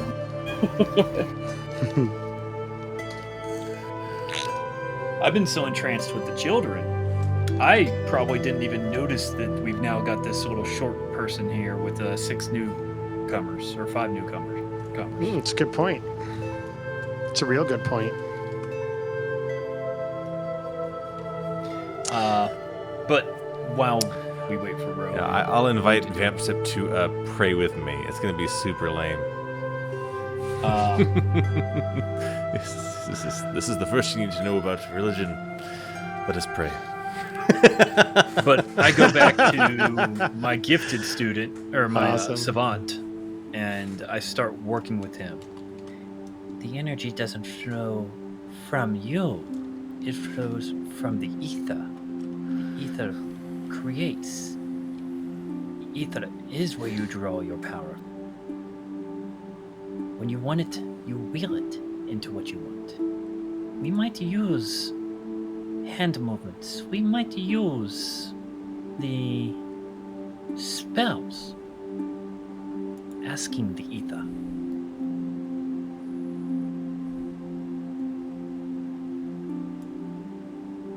All right. Cool. And Go ahead. there's Rogue, so I'm gonna throw him right into some RP since he got back. So Rogue, I found out that my 3 students, one is arcane, one is sort of cleric type, and one is primal. So you're approached by the rat man. As I must, I need your help. What is it? This child, while I was trying to teach arcane magic, my destruction school, he is not of my magic. He seems to be more in tune with the earth. And who better to teach of the earth than a ranger? But I don't know nothing of magic. But that's the thing. Magic isn't always taught in a traditional means. Sometimes we figure it out on our own. If this student learns well of the earth, maybe he'll learn how to ask the earth for what it needs. Now, I'll come across books eventually. But for now, maybe show, maybe teach, maybe make it easier for him in the future. And if he doesn't grasp it, at least he has some talents with the bow.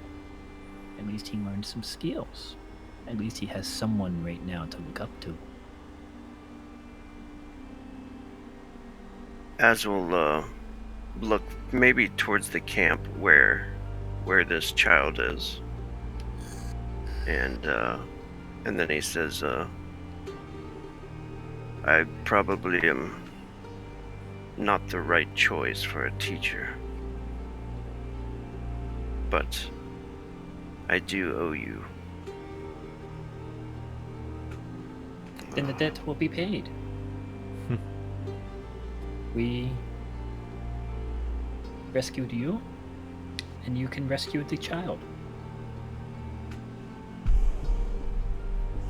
I suppose so. What is the child's name?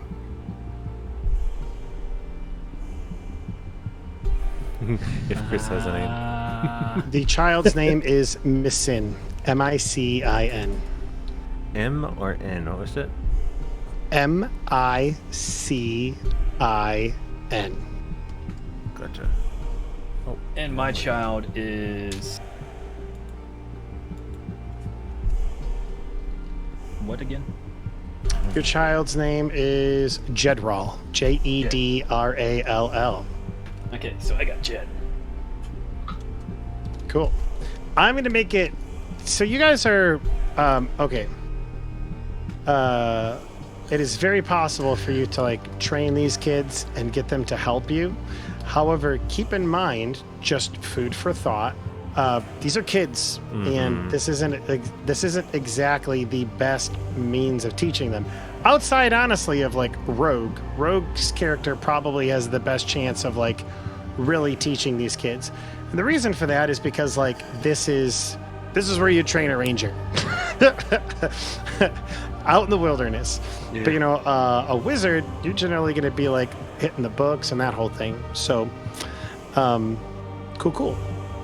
All right, it is camp for the evening. All of you are kind of gathered around the campfire. People are taking out their food, getting ready to eat for the evening, and I am keeping track.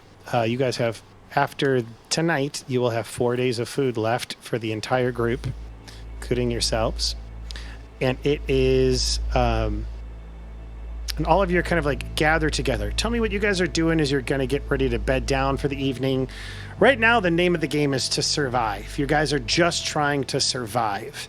Doesn't mean that the objective doesn't change later, but that's currently what's going on. So what's going through your characters' minds? What are you planning on doing this evening? Is there anything special you're trying to attempt? What are you doing? Give everybody a round before we roll to see if there's an encounter. Okay. I think Maj is going to be doing what he did the other night, telling stories. But this time, I want to know. I'm telling stories, lore. Everything that I was taught or learned. And quite often or not, there's talk or lore or just stories of fortifications in, stories. They may be true. They may be false. When I'm telling a story, does something click in my mind that there's a fortification, an old fort somewhere nearby? Interesting. Go ahead and roll me a knowledge society. Or geography if you have it. Geography, society, any of those would be fine. Okay, I have society. Go for it, my guy. Not very good, but it's okay. It doesn't have to be good.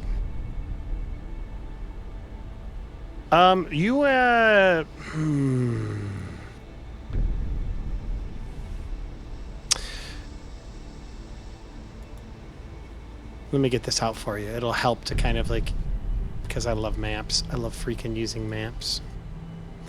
All right. This is kind of the area that you are in.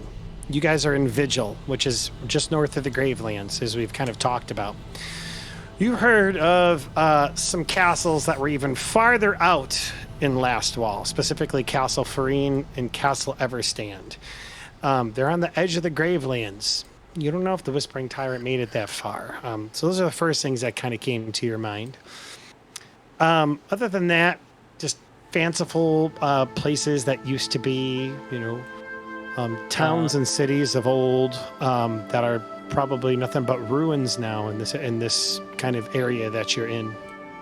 So, can I roll a lore just for the sake of remembering a long forgotten story of a strong fortification along the river within the map that we're working in?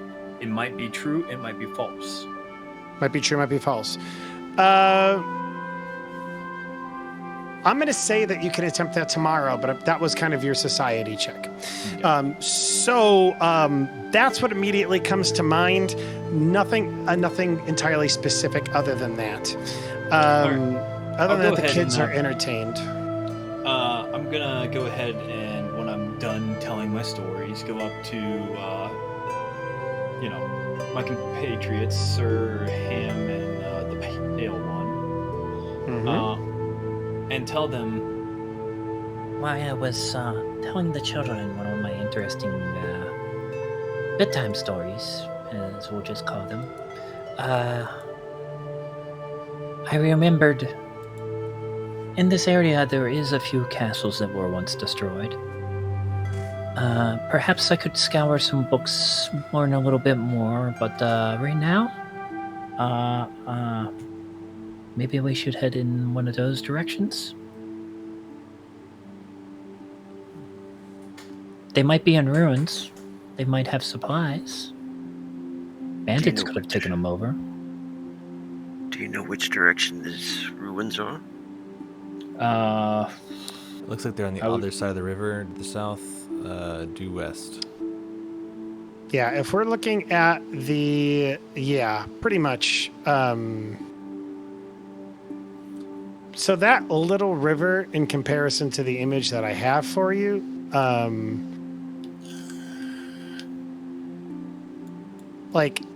so pretty much, just so you're aware, the map that I've kind of drawn up here, that pretty much, in terms of like where it is on the big map that we were working on, that it pretty much ends at the border.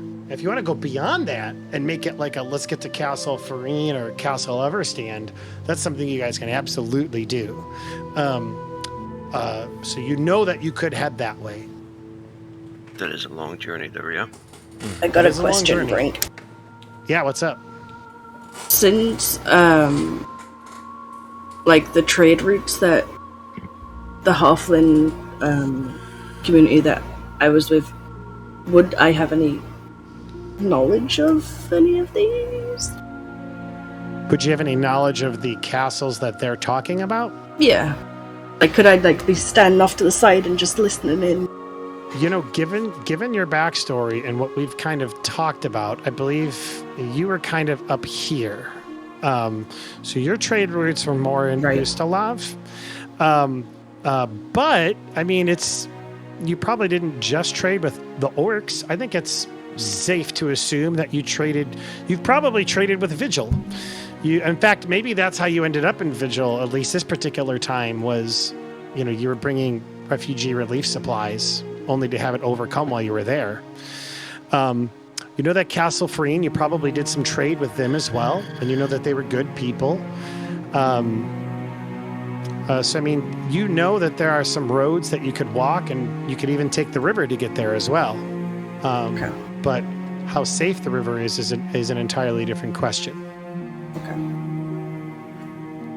I'll just keep listening in and see what they talk about.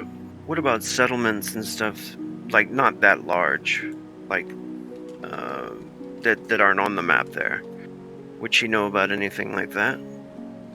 Yes. Maybe just north of our place? Yeah, so actually, you would know. Okay, well, let's do this. We might put something on the map. That'd be fun. Go ahead,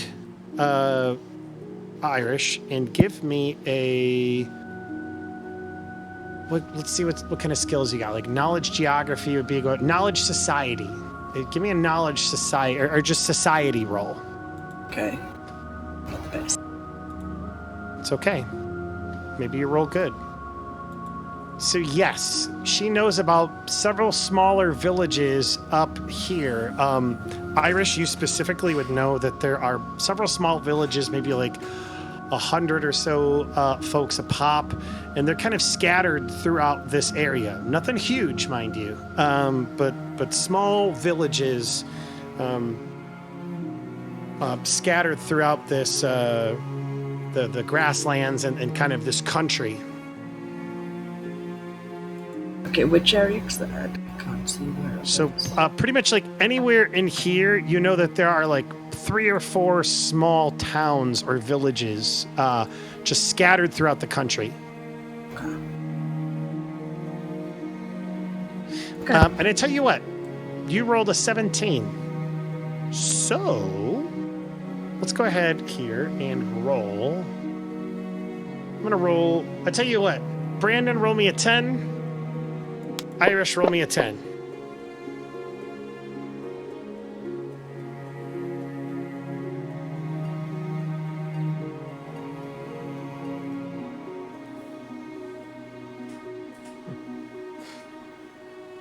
Okay, I've got to hold it with my physical finger because I forgot to turn on the drawing token thingamabob. He's counting hexes.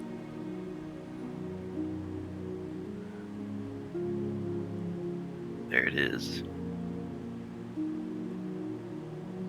Okay, you know that there's a small town roundabouts over there.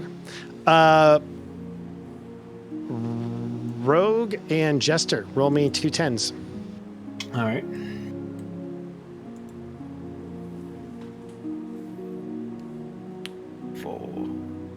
Okay, and Jester. Oh, I rolled the wrong one, sorry.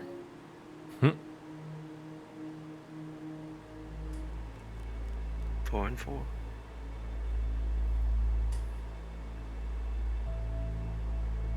You know, Irish, that there are 2 small towns and villages. You know that there's several others throughout this area. Small towns, nothing huge.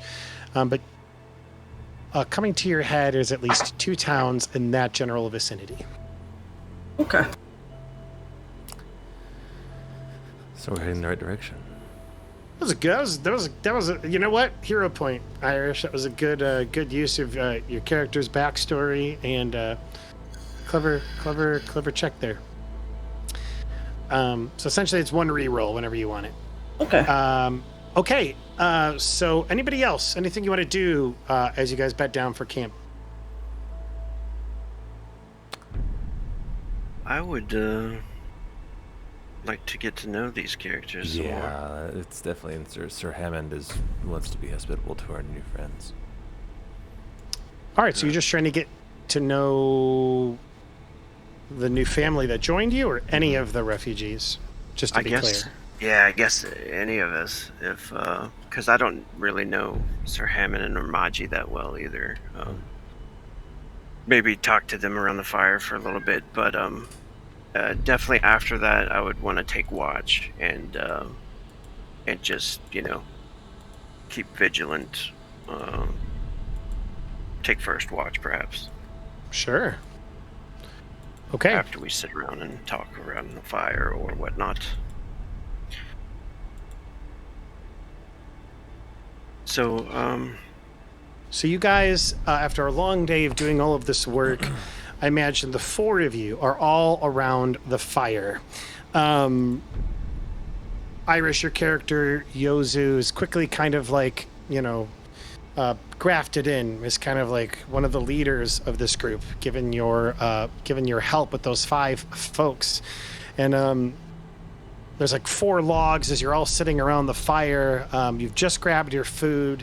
You can feel like that first hint of like crispness from the night kind of like hit the air. as the sun goes down over the mountains and the fire's glow kind of like warms over all of you, and the light is over all of you. You take your first bite and go ahead.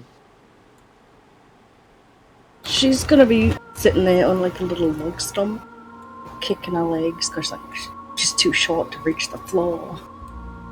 Okay. And she's just gonna sit there, watch, and listen to any conversation. And she's not really I don't know how to explain it, like an outspoken, very sociable person. She's more like closed in, but she's open, like openly trusts people because that's how she was brought up. It's just like a little mix of everything. So she doesn't really speak unless spoken to, for the most part, unless she has something important to say or, you know, stuff like that. Is the family that you were with, are they also halflings?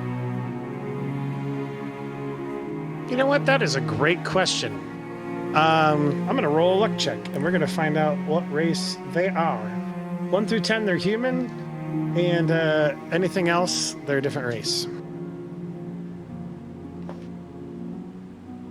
They're a different race. Spicy. It's a family of Kermits. Yeah, I'm going to say 1 through 5, they're halflings. Trolls! They're trolls! So let's find out what we got here. Okay, they're not halflings. They're not gnomes. It is a family of half-elves. Oh. And we'll actually we'll say it is the dad is a human, the woman is an elf, and they have half-elf kids. Nice. Adorable. Azgrymn witnessed Yozu about to do some magic earlier. So I think while Azgrymn is maybe like setting up a little fire shield, kind of like sticks with grass, you know, piled up, so it kind of shields the light from the direction, you know, of the enemy has been, you know, where he's seen the enemy at. He's kind of building this little wall next to the fire, and he'll ask her about that. He asks Yozu about what type of magic do you use? Is it like the magic our Ratkin friend uses? I believe it's a little different. I get my source from my god. From your god? Your god speaks to you? Silently, but yes. And look over at Sir Hammond. What about you? Your god speak to you? Ah, yes. She speaks for justice and to all of us. I'm sorry. Little one, what is your name? Yozu. Yozu Deeproot. Pleasure to meet you. Yozu. My name is Sir Hammond.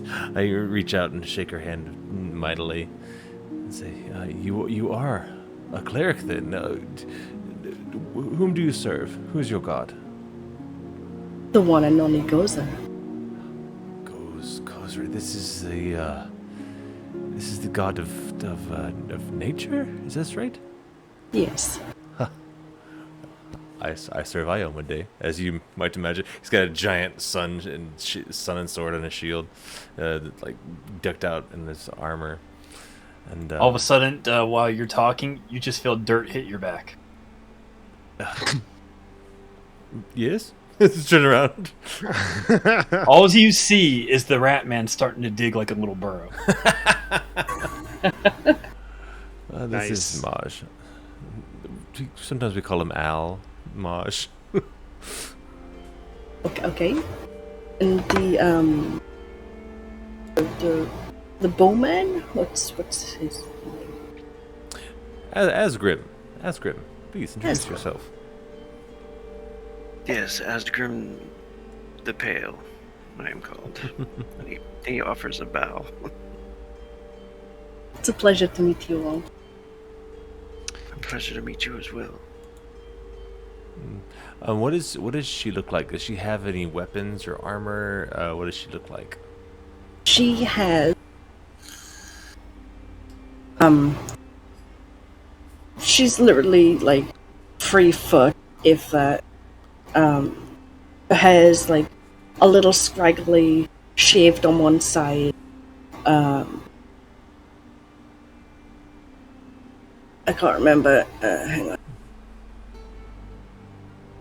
I think she had a shield.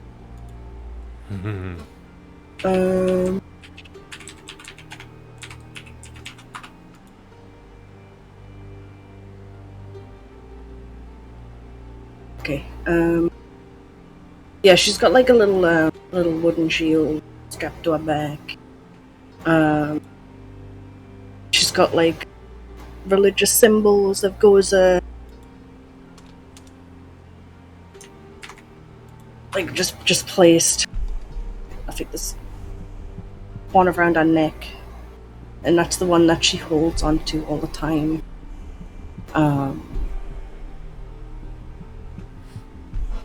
She doesn't have any weapons per se. She kind of uses her hands. Sure. I for that. I think Sir Hammond would just be curious. It's truly a blessing that we were able to find you this far out. Were you keeping the family safe? Were they keeping you safe, or was it a little bit of both? We worked together. I gave them ideas on how to survive in the wild. I come from a very small community that lives in the trees. So this kind of territory is normal to me. You and Azgrymn, I'm glad that you're with us. I am glad to have found you all. As you all- I just want to give you props again, Chris, for all your NPC work. This is ridiculous. You have all this artwork. It's great, man. Oh, thanks. It's great. What are? Because I don't have any. Oh, Oh, there it is. Pop up the camp map. Dude, that is sick. Yeah, your two groups kind of they start intermingling. At first, the family that Yozu kind of brought in seems kind of like a little bit to the side, but the couple of people, specifically Arthur, who you know to be kind of the logistics guy out of Vigil, who survived, who's in this elected position. He's the one kind of looks off, like takes a big deep breath, looks off towards you. Sir Ham kind of like nods and then goes up to this family and he's like, "Hello, welcome. Wish we could meet under better circumstances." And you could kind of like overhear them nodding, and you could kind of see the family, which was once on the periphery, kind of like moving, kind of like enmeshing with the group. As all of this is going on, I need you all to roll me a perception check. Okay. But Sir Hammond also gets hit with more dirt. Sir Hammond definitely gets hit with more dirt in the back of his head. Perception, you said? Yes. Perceive. Everything is perfectly good. You found some dirt. Well, it makes sense. I'm digging right now.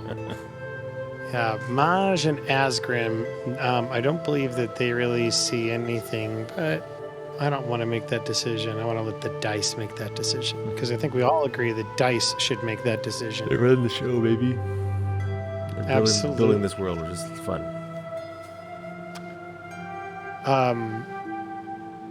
Yozu and Sir Ham, you guys are all sharing this conversation, the warmth of the fire, the food, everything that's going on. When kind of like out of left field, something just like, you know how you get that feeling when you just know somebody's looking at you, but you can't like actually ascertain where it is. Mm-hmm. Yeah. Does that make sense?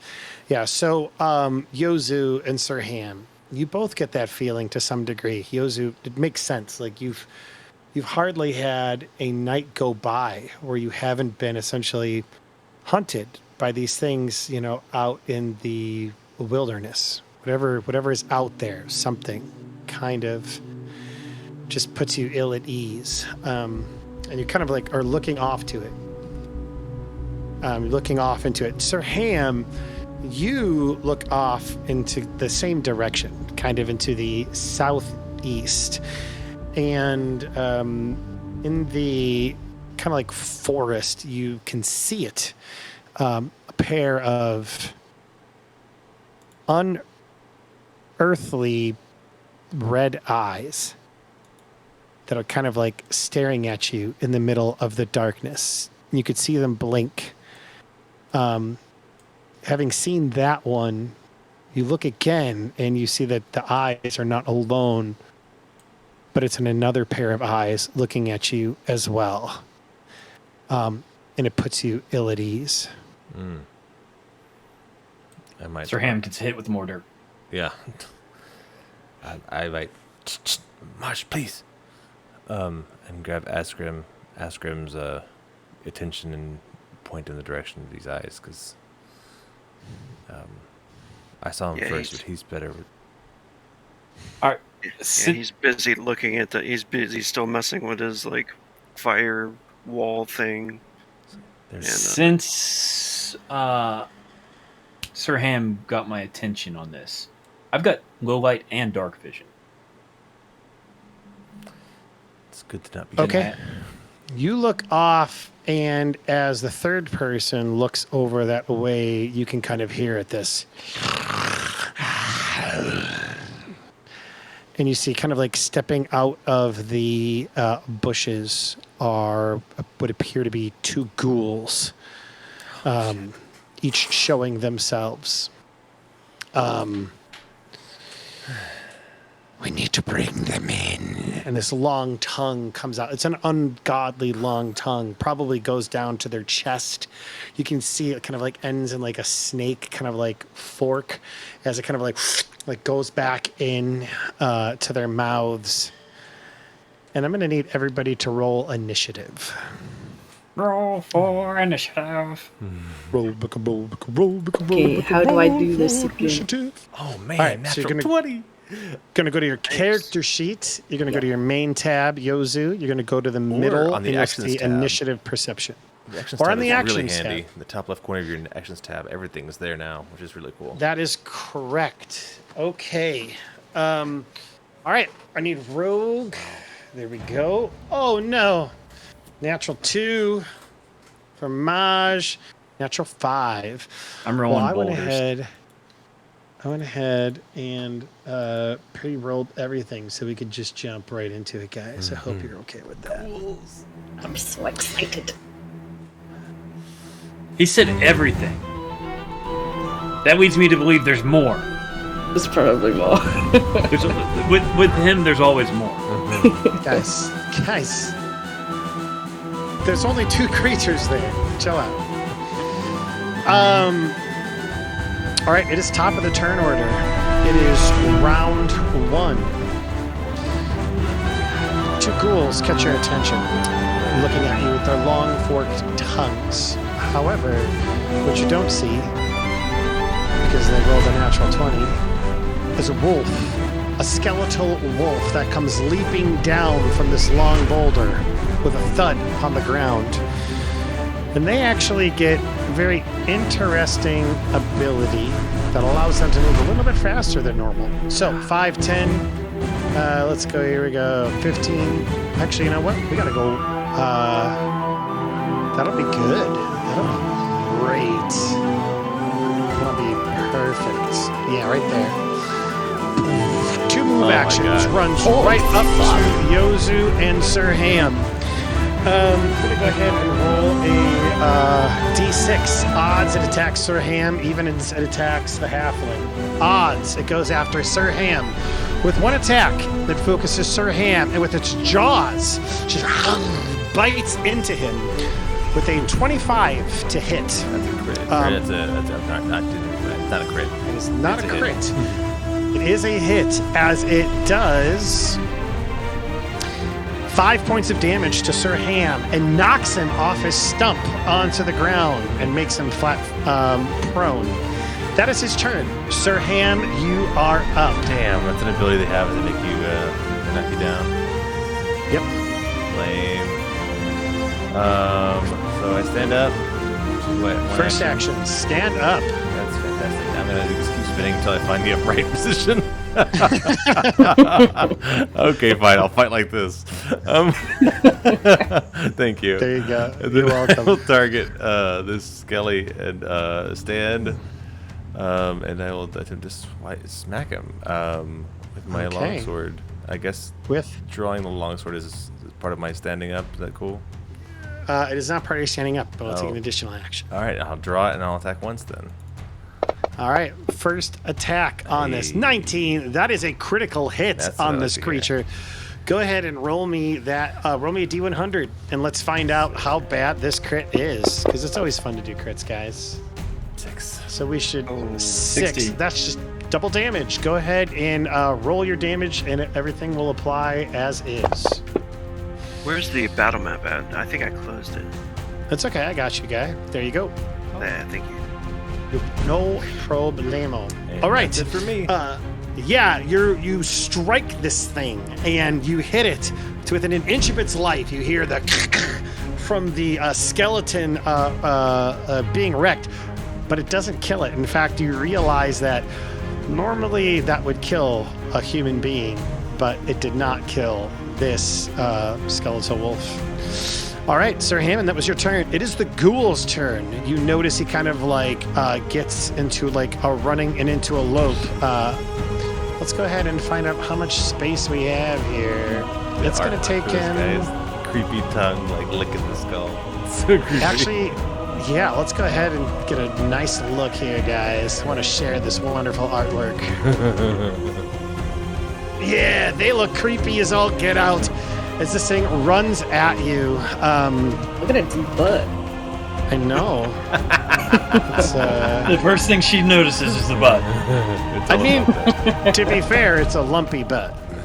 Just saying. It's so lumpy. It's so lumpy. It is going to have to take all 3 of its actions to get into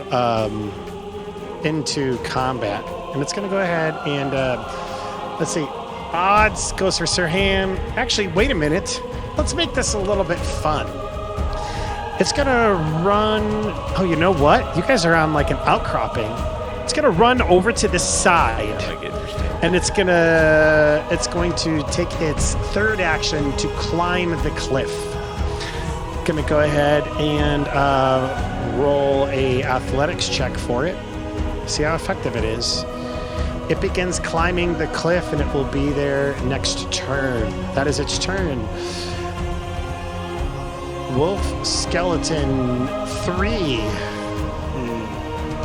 runs into, and let's also make that decision here. Odds and evens. It's going to go ahead and try to attack Sir Ham. Sir Hammond, here comes the Jaws attack as it tries to bite you. 13. Imagine like you shove your gauntlet like right into its like mouth and like kick it off before it can gain purchase on you. That is its turn. And finally, Wolf Skeleton 1 is going to run up into the refugees and be ready to attack next turn. Yozu, you are up. Oh shit. Okay. How do I do this again? Control, right? Click yourself and control target. You're targeting I me will right do A little healy heal. A little healy heal. I'm fine. Nice. Take the heal. Okay, gonna give the heal. And what kind of a heal are you doing? Just a regular Just a old heal? yeah, just a one. One I need to figure one out how to action do that. heal. Okay, I can help you with that. So you go to your actions tab, and where it says heal, you're going to do that first plus sign that says 1d8.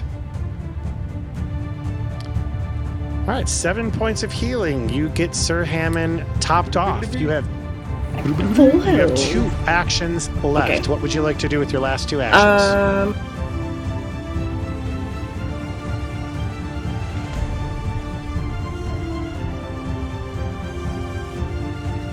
And I'm just looking at spells. I forgot what I had. You can use bless. That will help. That will give a +1 to Could, all yeah. of your friends. Yeah, I'm gonna do that. Just gonna do bless. Okay, everybody gets a +1 to hit as Six. Yozu says a prayer. Nice. +1 to hit for everyone. Okay, and finally, last but not least, we're going to call him. This is ghoul number 1, whose human name before he Turned. was Bob. Bob. Bob, I like it. and he also starts making his way up, and he will also roll an athletics check. I You don't know what, like though? innocent people being involved in these fights. This really ups the stakes for me in these games. I know. I know it does. Damn it, we're on an escort mission. I don't know what you're talking about. Azgrymn, you I are know. up. Right, there's like all these little children on the thing. Yeah. Yes, there are children there. All right. Azgrymn is going to bust out sword and shield. Or are we saying that we already had our weapons ready? You did not have your weapons ready. So sword and Okay. shield will be 1 action apiece. And I will move. To... Actually, you can pull out one of your things as a move action. So as you're moving, like directionally, Okay. not like standing up from prone. So that is, oh, you know what? Let me go ahead and take that lock off so you guys can move your tokens. Okay, so you, Azgrymn, you move there, you pull out your sword. You already pulled out your shield, you have 1 action left. And I will bring the blade to the creature. Okay, bringing the blade to the creature. Die, foul thing. 18, that is a hit on these creatures. Go ahead and roll your damage. 8, that is 9. Okay, that will do 4 points of damage to this guy as they partially resist the hit. All right, Azgrymn, that is your turn. Maj, you are up. You have 3 actions. What would you like to do? Maj is, kind of tucked into his hole. Okay.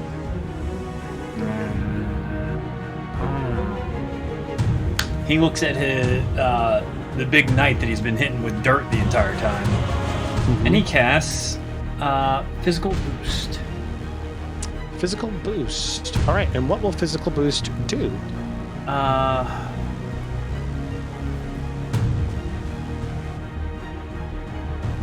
It will temporarily gain a +2 to stat bonuses for his. Actually, that's not combat. Let's go with. The cantrip infectious enthusiasm in a 30-foot area. Okay, and what will So- that do? That will give allies a plus bonus to attack rolls, will saves, and charisma-based checks. Okay, so we have a net +2 bonus to attacks. Legit. Yozu, I And- should mention that your magic attacks also benefit from that +2. Okay. Do I just have to remember that? Yes. Okay. Well, actually, you know what? That is a great question. You guys keep going. I will also. That was a Oh, sorry. I 2 forgot action. target. So, and you said this guy's still on the cliff here, the one that's next to the Ghoul 1. Ghoul 1's still on the cliff, coming up.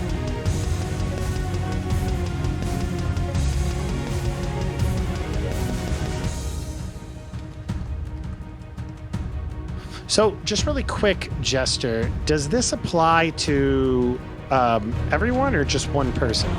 Everyone, anybody within a 30-foot radius of me. Okay. I am going to... Dang, I'm trying to... Oh, I've been pressing shift, that's why. Control, control, control, control. Okay. Oh, I see. I see. Okay, I see how to do it. Yes, so we can drag and drop it onto your buddies. So you will not have to remember this. It should be automatically applied to you guys, the attack bonus. How cool Is that the little effect, and I just take it off there and drag? Yep, I see. I can do it. I can actually do that. That's cool. Do we do that Yes. for Bless too, or? We can. I'm going to go ahead and do it in just 1 second. Okay. All right, everybody should be under the effects of infectious enthusiasm. And we'll go ahead and get Blessed to do the same exact thing. Legit. We just have to use the targeting function just on our allies instead of on our enemies. So that was a 2-action cantrip, and I still have one more. Is Ghoul 1 still climbing the cliff from what I can see? Yes, they is. Alright, then we're going to cast... Was it Control Click?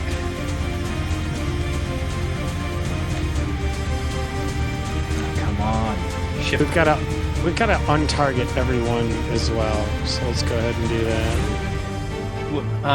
What is it, target Ghoul 1 control? Left control? You got him. Okay, so I'm targeting him. I forgot to target, yeah. We will be casting Force Bolt.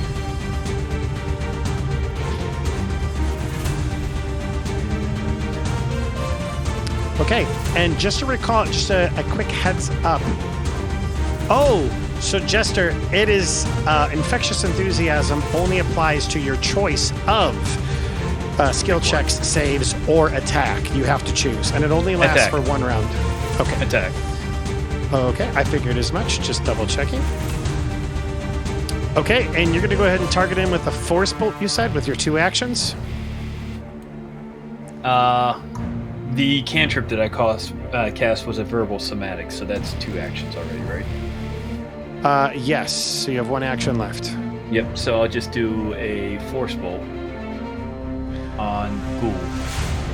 Okay, go ahead and make certain you're targeted, and then go ahead and roll me that damage. Alright, so Control Click, right? Mm-hmm. It's Got just- him. Okay, I've got him. And we're going to roll Force Bolt.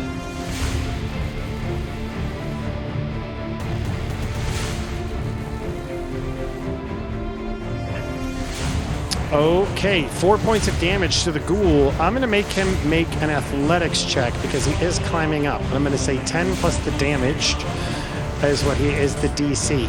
So he has a 14 DC. He rolls he falls to the ground prone. Does it take any damage from the fall? I will make him take 1d6 points of damage. 3 points of damage. Okay, that is all right. That is your turn, Maj. Good round. Round 2. It is Wolf Skeleton 2's turn, and he is going to focus on the knight that bust him up because he doesn't like him. He's going to continue. First attack. That is a 18 to hit. That's a hit. Okay, no shield. I put it up, and that's the way. I have to put the shield up as an action first, right? So, do you have? First question is, do you have your shield out? I guess not. I guess not. Okay, then in that case, no. As a paladin, I believe you have the shield block reaction, so you can use that as a reaction just for the future. But that will hit. Yeah. Luckily, it'll just be regular old damage. 4 points of damage plus knockdown. You are knocked down. It is going to attack you again, except you do have the prone condition, which I need to add to your character. Okay, and here comes the second attack on you. That is going to be at a -5, so that will actually be a 11. That is a miss. This thing is going to take a final attack because it's a dumb wolf, and it would be at a -10. That's a 6. That is just a miss. 14. What's my penalty for prone? I believe prone is a -2, but we can look at it on your character sheet. I believe it's a -2. So that would actually be a crit fail, no matter what, no matter how you look at it. So let me go ahead and roll a D100. 78. Oh dang, that's a really good one. Sounds bad. 78. Okay. You give an attack of opportunity to your friends. Maybe like the way you like bat it away from you. I'm gonna say Yozu. You see an opening as this thing is kind of reeling, and you can take an attack of opportunity. Okay. What would you like to do? Do you have a weapon out? I don't have a weapon now. Unarmed strike. I don't. I could do chill touch. Can I do I'll allow spells? chill touch. I'll allow chill touch. That is negative energy, though. Yeah, it says it has like a living creature or undead creature. Yes, you can target a living or an undead creature. No. So, on an undead creature, the target is flat-footed for 1 round on a failed fortitude save. I do not believe it actually does damage to undead creatures. It just causes them to flee. I could just do divine ones. Let's just do divine ones. I'll allow it. Why not? Okay, I'm going to head and target it for you, so go ahead and Okay. just do your Divine Lance when you are ready. Just do attack spell, right?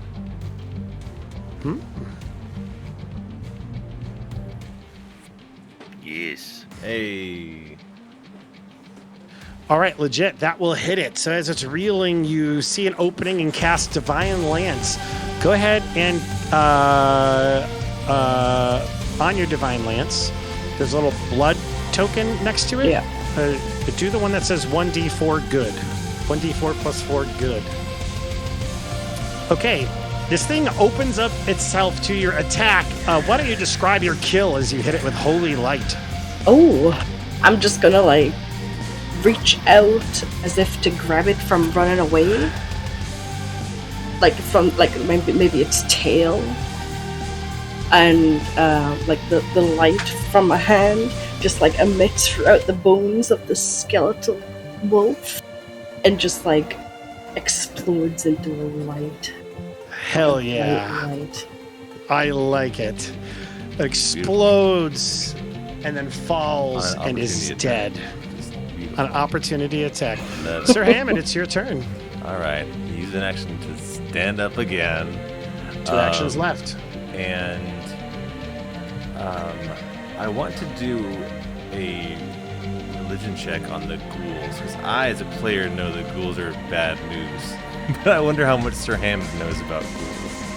Fair. Go ahead and roll me knowledge religion. Is that We'll an find action? out. That is an action. Son of a bitch.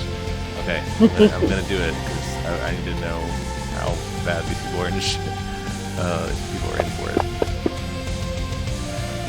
And Okay, CR is 10 plus the CR of the creature. That is enough to know some stuff about ghouls. Ghouls are what are known as ravenous undead. You know that they are intelligent. They have a mind of their own, and they can actually think. I will let you ask me 2 questions. What would you like to know? okay, what are their special attacks? They have a couple of special attacks. They have the ability to consume flesh. When they are adjacent to a corpse of a creature that died within the last hour, they can heal themselves by eating a corpse. They also have the ability, upon hit, to spread ghoul fever, which means that they can make other ghouls just by a touch from their attack if it hits. This will cause damage, and eventually, if not fixed, can cause the person affected, if they fail the fortitude save, to become a ghoul. Third, they have the ability to paralyze people. That's what I thought. Yeah, that's what I was afraid of. Upon any physical attack they make, they can paralyze somebody, which means you lose all of your actions. Right. Finally, they have the ability to jump pretty far. Jump? Oh, that's how they got on us so fast. This is okay. This is you can ask one other question. Disheartening. Do they have DR to overcome as well as these wolf things? That is an interesting question. No, they do not have any DR. Oh, that's one thing. They are immune to death effects, disease, paralysis, poison, and unconsciousness. Okay. I guess that's all my questions. Okay. Yeah, Sir That is one of Hammond your will yell out, actions. steal yourselves, metagaming wise, boost your fortitude however you can and don't get hit. Screaming out to the crowd, stay away from the ghouls. So you're telling the crowd to stay away from the ghouls. I think that's just, I don't know if I'm using an action to do that. I'm just sharing my knowledge with everyone around me.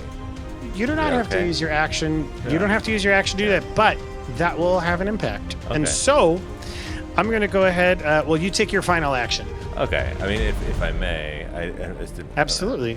I really want to kill this thing too. Please hit. Stand up, knowledge, and attack for a hit. Go ahead and roll your damage on this skeleton. 6 points. That is 1 point of damage to the skeleton. Good job. Chip away. Yay. Chip away. And you guys really need to get some maces or clubs or something. Yeah.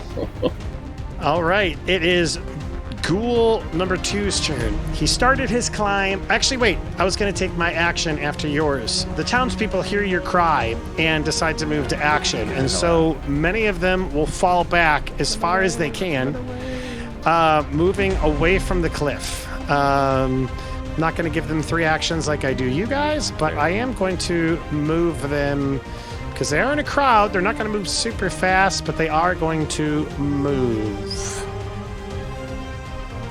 Especially because they're kind of tripping all over one another, you know what I'm saying? That's fair. First action, it crests the top. Second action, it moves. Third action, it is going to attack this civilian with a claw attack. Here we go. Oh, no. That is a natural 3 on the die for a total of a 12. Probably still hits. Oh my god. Trouble is they're that villagers. They're villagers, so that will still hit. You're not wearing The that claw- rabbit pelt. The claw hits for 4 points of damage. The girl is still alive. But you notice something. As she gets hit, she freezes in terror as she can't move and every single part of her locks up. Damn. That is the ghoul's turn. And it is now the... How do I collapse this? If they start Guys, turning all it'll be these fun. people into ghouls, we're so fucked.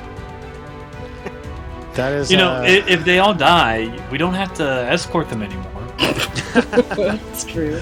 Wow. Bunch of free loot. Free loot. Let's go. Why did I Let's play a go. paladin? I should be playing an asshole. Natural 20 on Mr. Hammond. Wow. That will be that's going to be double damage on Mr. Hammond. 9 points of damage, and he is knocked down. Awesome. Okay, second thing that is going to happen is it's going to attack you again.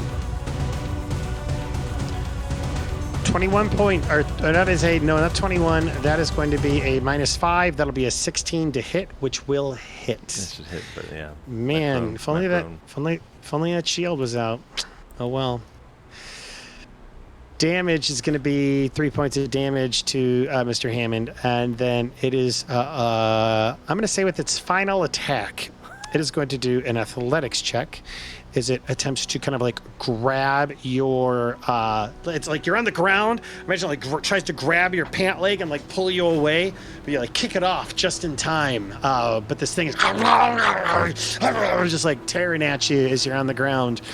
Wolf skeleton number 1 is up here, and it only has Azgrymn to attack, so it is going to attack Azgrymn. Oh wait, no, I just played.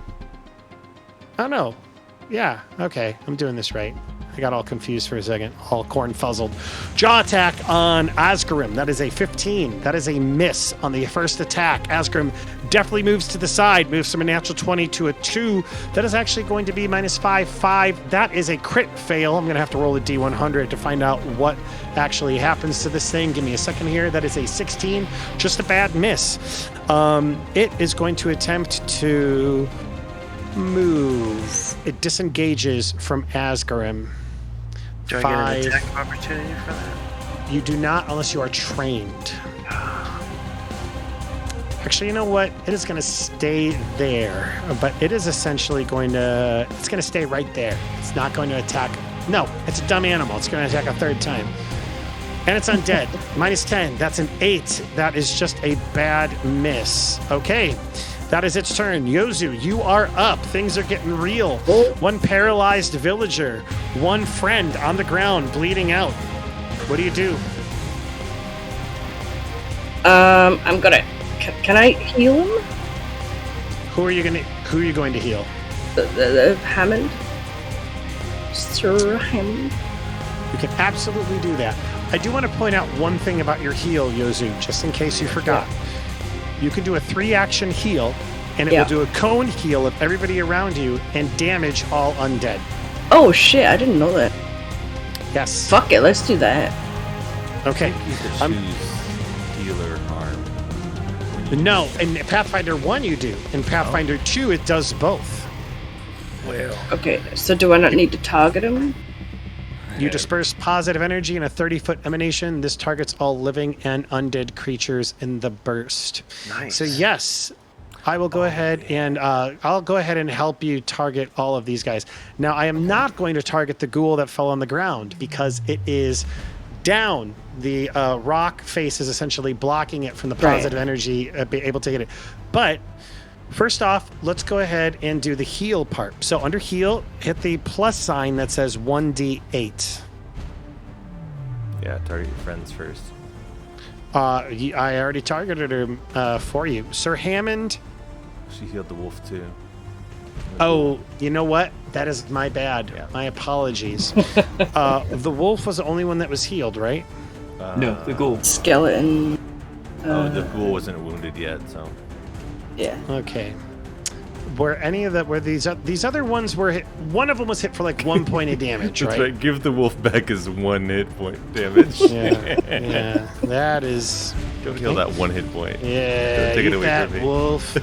Okay. Now what we're gonna do, Yozu, is we're gonna stop targeting Sir Hammond, and now you're gonna roll the little blood sign that says 1d8 positive, and it will do damage to all 3 of those guys. 8 points of damage to each one of them. Each one of them takes 8 points of damage as positive energy flows through you on a 3-action heal. VIP. Okay. It is Yozu, that was your turn. It is Ghoul 1's turn. It is going to stand up, action 1. Action 2 begins to climb, presuming that it can make it up there. Let's go ahead and make that check. That is an 8. I'm going to say it takes the rest of its turn to climb up this little outcropping. It is not quite up yet. Yes, thankfully it chose to be dumb. And, well, it was trying to flank, so it wasn't being too dumb. Okay, anyway, you get the... Azgrymn, you're up. Alright, this creature is still alive in front of me? Yes. Hurting. It is hurting. Would it be able to attack me if I moved away from it? Oh, man. So here's the thing. You have to be trained to make an attack of opportunity in Pathfinder 2E. The only exception being the kind of fun little crit fail thing that I got going on here. If it is trained, it will make an attack of opportunity if you try to move away. If it is not trained, it won't make the attack of opportunity. So I don't know. I just have to. It's a gamble. 50-50. It's up I to you. really want to stop these ghouls. It's entirely up to you. Risk it for a biscuit. I'm gonna move to here. I've tried to save that woman and attack the ghoul. Okay, you move in, and I targeted the ghoul for you already. Just go ahead and make your attack when you are ready. Yeah, he charges over it. We must kill these ghouls. Escape, people. And he'll run and try to crush the ghoul blade. Hopefully. Hopefully. One action, move. Second action is to hit. Where did my attacks go? It is on your Action stab. action stab. Action- Longsword okay. plus Not my 4. combat. Actions to.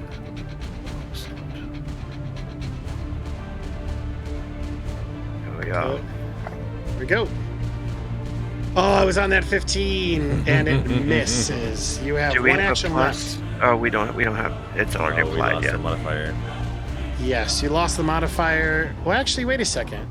No, it should have. Oh, both of them are a +1. Okay, so Bless and Infectious Enthusiasm do not stack because they are the same type of bonus. So, food for thought, Jester. In the future, when she casts Bless, you don't have to cast Infectious Enthusiasm because it does the same thing, Okay. and they don't stack. All right. Okay. And then I get one more? You have one action left. Your choice to do what you want. If you want to attack a second time, it will be at a -1. I will try. Okay. Bigger chance Oh, of crit fail, God. too. Yeah. Remember, you can crit fail. Oh, did that not roll? It did not. If it's not in the box, doesn't count. Oh, I see a 13. So that is just a miss. You try to engage the school, and unfortunately, you miss both times. Maj, you are up.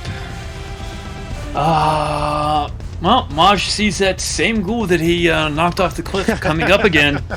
This time, he is going to do a 3-action force bolt. 3-action Force Bolt. Okay, so that'll be your last chance to use Force Bolt for the day because you only have 2 of those level 1 spells. Yep. Go for it, and just, you don't even have to hit on this. You just press the blood button 3 times. 3,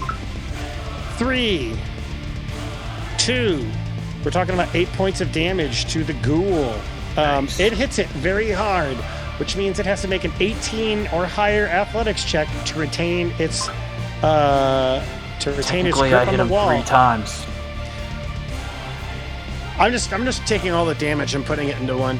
That is a 22 to save. It almost falls off, but then as the third one hits, you see its other hand grasp and get ready to pull itself up.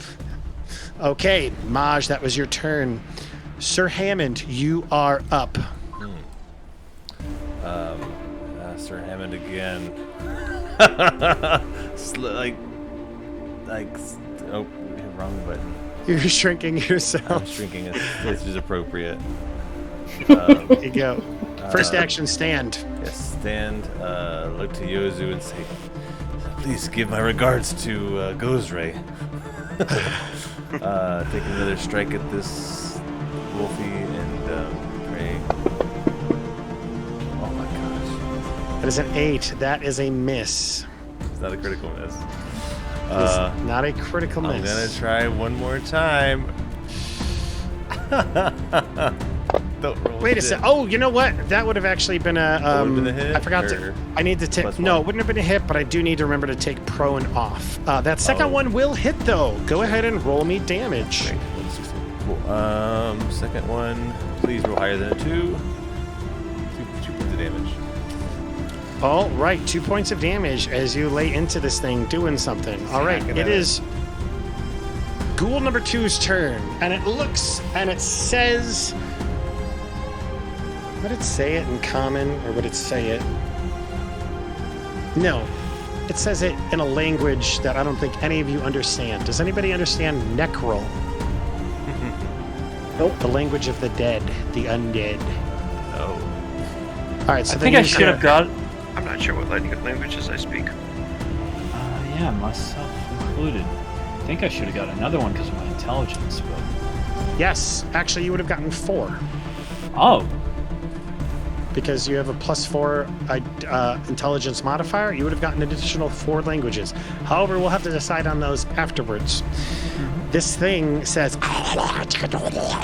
and you see it take a 5-foot, and it nods towards the other ghoul. The other ghoul nods, takes a 5-foot step towards the halfling, and is actually going to reach out and attempt to attack Yozu. Oh shit! Oh, shoot. Can I shield her in any way? Do you have any feats that would allow you to kind of like intercede? I have that. Shield that's, bearer. Yeah, Viking shield bearer, but I don't think it does anything like that. It does not. It just allows you to be able to. So, unfortunately, no, it does not. 5-foot step takes a step towards Yozu and is going to attempt to strike out at her with a claw. I will shout at it. Oh. Many curses. That is a At me. 17. Yozu Miss. ducks underneath the claw as it tries to. And as she ducks, it takes its second action at a -5 to try and bite her. Here comes the bite attack. That is a 21 to hit Yozu with a bite. Here we go. It is going to do, first off, 5 points of damage to Yozu as you get this bite. Second of all, I need you to make 2 very important fortitude saves, Yozu. Okay. Where It's do on, actually, it's at the top of your actions tab. You got Fort Ref Will at the top. Oh, okay. We'll deal. Yes. Okay. All right, Do that it is again. Do it 1. again. Go ahead and give me another fortitude save.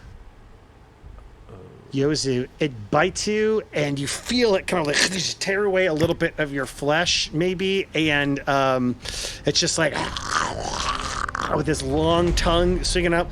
You are able to like pull your hand away, and everything seems fine. Oh, jeez. Everything seems fine. I hate this game. That is its turn. It is the skeleton's turn, and it is going to attempt to attack.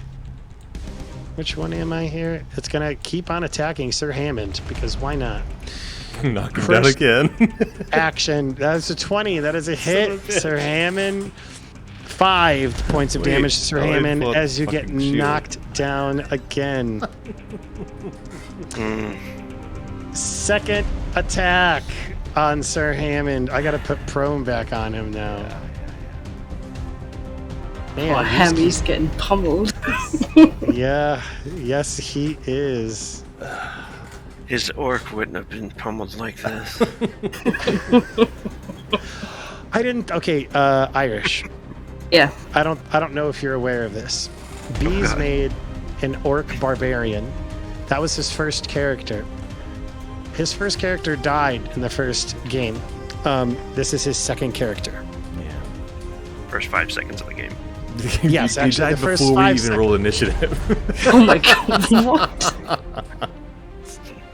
It's awful. It's pretty. It's pretty. He was great. also Pretty great. super effective against undead. We didn't get to see any of that. Man, I wish I was here. I could have healed you. The big man pointed at him. no, no. No. Yeah, he got immediately disintegrated. Oh shit! Yeah, there wasn't anything left for you to heal. So No coming don't- back from that It budding. was like I'm sorry. Thanos dust just in the sky. Yeah, he literally became Thanos dust. So Beez is a good dude. All right, here comes the second attack on Sir Hammond. That is a miss with a 14, kicking him away, trying to keep him off. Final attack at a -10, natural 20. That is going to be a 4. That is a crit fail. Oh, I was hoping for a natural 20. Yeah. It wasn't a natural 20. You're good. Oh, It was actually a okay. crit fail. It was the complete opposite. You're rooting Yeah, for I the was natural like, 20. oh shit, that's funny. Yeah, it's 25. You kick it in the face as you're trying to keep it wow. off of you, That's and you fun. can kind of see its like head like bent to the side. It's like it's not straight like a normal dog head should be. It's kind of like cocked off to the side, so it's kind of like ineffective as it's trying to bite you. That's fun. It is Wolf Skeleton 1's turn. It is going to run here, Oh my god. obeying its master. Stop targeting Azgrymn and instead target the Halfling. Azgrymn hates himself right now so much. It's okay. First action is a 14. That is a miss. Next attack is at a -5. That is a total of a 20. No. Total of a 20 to hit. That will be a attack on Yozu. That is going to be 5 points of damage, and Yozu is knocked to the ground, damn. prone. Yozu, it is your turn. You have a couple of options. Okay. You can try and do your 3-action heal again, but you're currently prone, so you will still be prone. Good. It's up to you. Reaction heal from the ground. Yeah, because that hurts the undead too, doesn't it? It heals everyone and hurts the undead. Fuck it. Yeah, let's do that. Let's do that again. Staying on the ground! Just Staying on the ground. It's like that. They're all dogpiling on top of you. Explosion of holy light. Let's see what happens. Okay, Okay, so let's roll the damage first, and then we'll roll the heal, because we already have everybody targeted for you. So, Yozu, go ahead and roll that little blood sign next to heal, and we'll see what happens. 7 points of damage as a wave of healing comes out from Yozu. The skeletons, the wolf skeletons, disintegrate in the midst of that right there. The ghoul, let's see, ghoul 1. Which one's ghoul 1?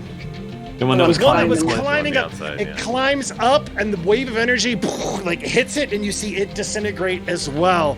As Yozu's healing light takes out 3 of them, one is still standing. Wow. One ghoul is still standing. Azgrymn, And healing. you look now. back. You look back at the woman behind you as she is like maybe like coming down from being paralyzed, and she just looks at you. She says, "Thank you, thank you." As she like grabs her hand and like tries to shield herself from this ghoul with your body. Yozu, let's go ahead and do healing now. Give me a second. We'll set that up. Just me and you. Yeah, we only really need to worry about Sir Hammond and you, so go ahead and roll the plus sign next to heal. The first, First one. yes, the first one that just says 1d8. Oh my gosh, she's Nice. rolling so hot! Nice. Yeah. Fantastic. All right, as you heal yourself and my Sir God. Hammond for 8 hit points, huge, absolutely Legendary. huge. Yozu, that is your turn. Azgrymn, you are up. I am gonna fucking stab this. So glad you showed up tonight. Yeah. Right? Thank This you for character waking that up you're playing would have been 3 a.m. dead twice. Yeah, yeah. Yeah. Is this ghoul Okay. prone? I think I This- targeted it. Is the ghoul prone? Is it? No, the ghoul is not prone. Is it? No, I don't see why it would be. No, it is not. It is not prone.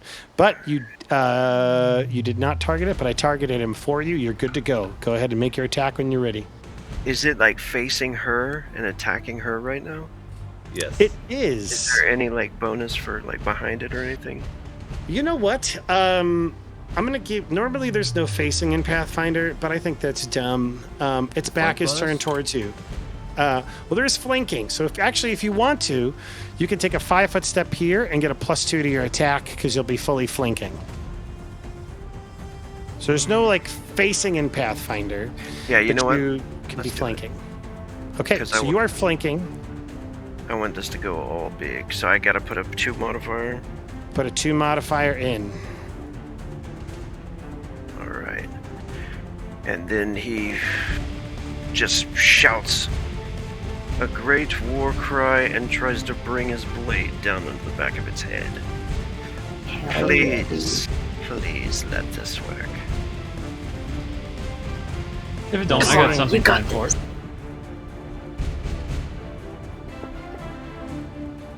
Yes! 24. Go ahead and roll your damage, Elliot. Mr. Azgrymn. Nice. Rogue, go ahead and describe your kill. Yes! He shouts out, "Get it." I did something.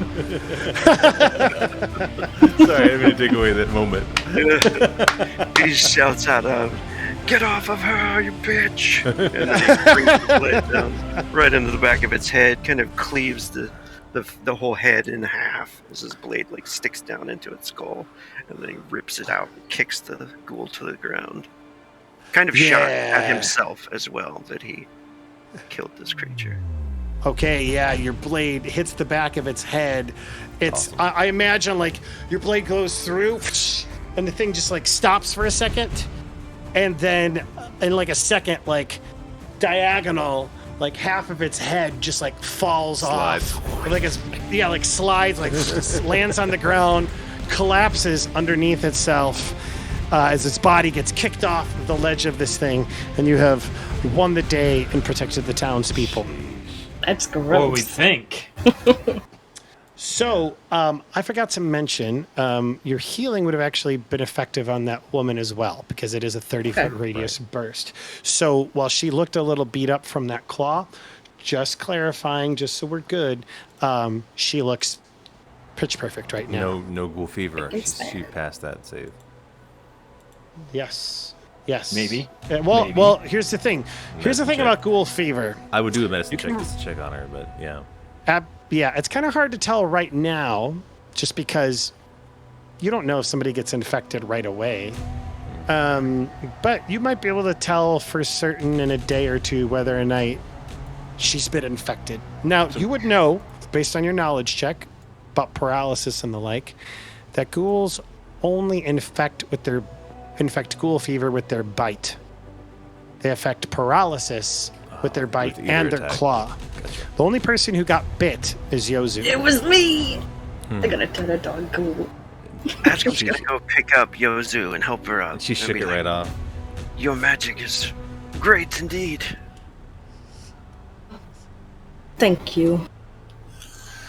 Quite fortunate we ran into you in the woods. Indeed. Indeed. I don't think I could have done that without all of your guys' help. You just see Maj rolling over on his back with, in his pile of in his dirt. little hole, looking at you guys a second, and he goes back to his book. Just reading. Maj, good job keeping that ghoul off the rocks. Yeah, that's pretty awesome. That's Thank you. It's all I could do. Yes, we were all very brave. Hammond, I say, dusting off my knees. Sir Hammond, you really used your head on that one Yes. several times. More like his back.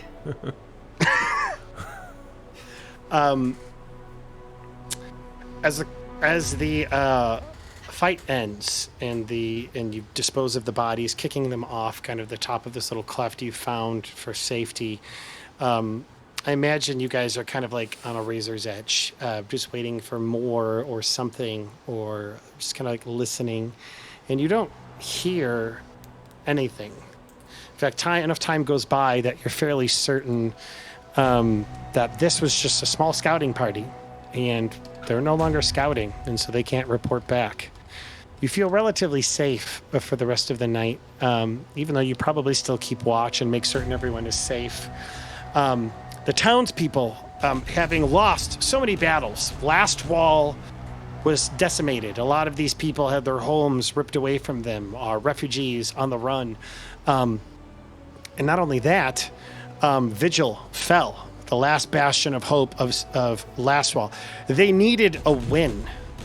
And so you can see the elation as they are like, yes, yes. They kind of like all cry out and happy. And like one of them had been carrying like a bottle of booze and like cracks it open and they start sharing it with each other. Even the kids are kind of like jumping around, and like kids do, like when they're really hyped up from a movie, like a couple of them like pick up sticks and they're like, "Did you see that, Sir Hammond?" And they're like using like swords, like protect Azgrymn. Oh my gosh! And then like one of them's over there, and it's like, yeah, and that lady like just like and like pretending is like casting out like healing, and like the others like pretending to like throwing rocks like force bolts. And there is like you can tell it's for the first time like the morale has kind of shifted in a majorly positive way. That woman actually comes up to Azgrymn and specifically is like, thank you for interceding for me, I really appreciate it. And that ass, the kind of the Tyrell, the innkeeper, I'm gonna say he's this guy because he looks grumpy anyway. And he walks up to your party and he's like, thank you for keeping us safe. And he just kind of like nods at you curtly and specifically goes out to Sir Ham and shakes his hand, or looks to shake his hand. Yeah, he'll absolutely take it and shake it and give him a smile. As the night is ending and things are kind of fading out. Kids, quiet. You'll attract more. Parting role play from your characters as they like what's going through their minds. Maybe they're talking to, maybe you're engaging one of the other players, you're engaging some of the citizens. How do you kind of end the night? What's going through your head? I think I might be attempting medicine checks to heal Yozu. Although I do have magical healing, I know that she does too, but we can also heal with mundane medical treatment. And so I see myself just healing whatever, was it bite or claw, whatever it was, wounds that you received. Sure. Are you actually trained in medicine? I'm not trained. And you have to have healer's tools to treat wounds, so never mind. I could do that to myself, though. I could be sitting on like a little stump. I'm like, I don't know what I'm doing. I'm sorry. I'm not very good at this. I imagine you like find a piece of like just cloth and kind of come over like kind of hand it to her as a bandage. So we'll say that that's what you do. Yeah. Just to say thanks, and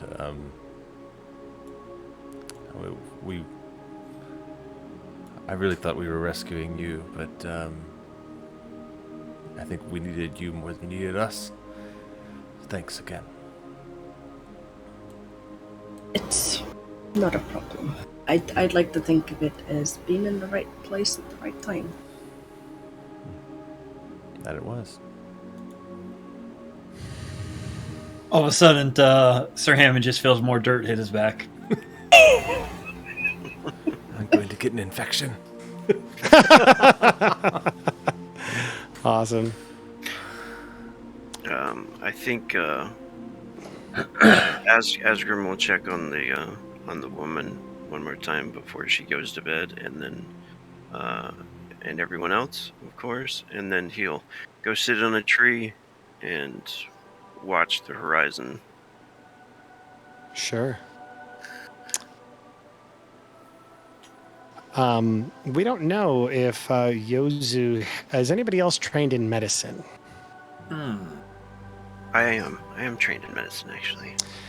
Okay. Yozu, you can find out if you have ghoul fever definitively or not with a successful medicine check. Okay. Let me do that then. I imagine like a couple hours pass and you're sitting by the fire. Maybe you're just wondering. You kind of open up the bandage for a moment and look at your wound. Would I be able to assist with that? Sure, if you roll a 10 or higher, DC is 15. So if you roll a 10 or higher, you succeed at assisting her and giving her a +2. Maybe when I was like doing my checking of everybody, making sure everybody's okay. That was. Here we go. Let's see. Come on, Oh, dude. that rolled off the thing. Oh my god, that was a 19. So. Of course it was. I love that roll. It's so much fun. Go from a 19 to a 1. Right now, Rogue is like cussing me out in his mind. That looks really bad. Because I go fantasy grounds. Are you going to be okay? That looks terrible. As far as I can tell, it's dark. Oh, is that mud? Oh, that's dirt there. It's a birthmark. Get off me. Oh my gosh. So Yozu, unfortunately, you didn't hit the DC to find out definitively or not. You do have the knowledge to know that you rolled a pretty decent fortitude check. And you could always roll again tomorrow to find out definitively one way or the other. But right now, it especially after all your healing, it doesn't even look like there's a bite mark there anymore.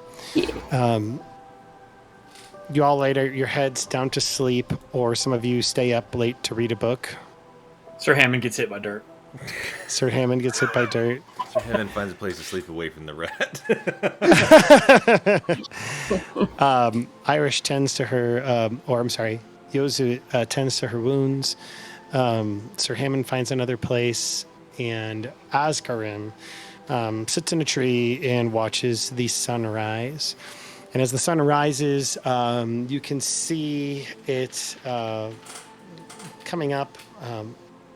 A river not too far away. I mean, like, there's a river very far away, but you can kind of see just the land before you, whether it be the forest or the grasslands or the hills. And maybe Azgrymn, this is probably the first moment of peace you felt in a really long time. And we'll go ahead and end it there for this week's session. Next week, we'll do same time, same channel. Rogue, I know you can't make it. You got a different game. That's fine. But we can still roll with 3. So if the 3 of you guys can, great. And we'll keep on going. Everybody gets 1 experience point. Just a reminder, you get to 3 and you level up. So Irish, that's your first one. Yozu, that's your first one. So where you'll keep track of that is under your notes, just under character notes or the miscellaneous tab under the notes tab. Just put XP 1 out of 3. Oh, I thought it was 2 now. It's only 1 now. Sorry. Well, no. For you guys, it's 2. For her, it's 1. Gotcha. Because this is her first session. Okay.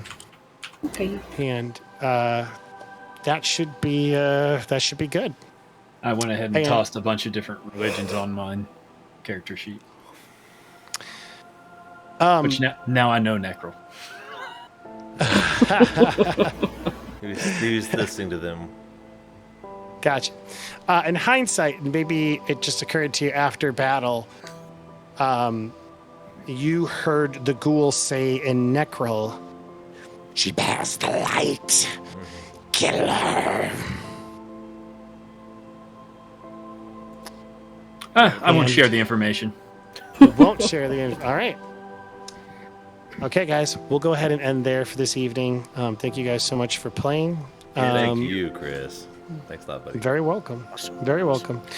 Hey, if that game gets canceled, I'll definitely try to show up. Sure. Just give me a heads up, man. I will be here if I'm awake. Sounds good. Sounds good. Appreciate you, Irish. It's like I appreciate you guys. Yeah, you're Just probably letting me watching jump the in, sunrise. Oh, absolutely. It's almost 6 o'clock, yeah. Well, man, it's a weird time for you. So, like, if that, I get it. No worries. So you just, when you can. Make sure you get a nap today. Yeah, 100%. Maybe. We'll You're gonna see go how for I go on Atlas. I was going to say, you're about to go on Atlas, aren't you? 100%. Yeah. I know that. Maybe.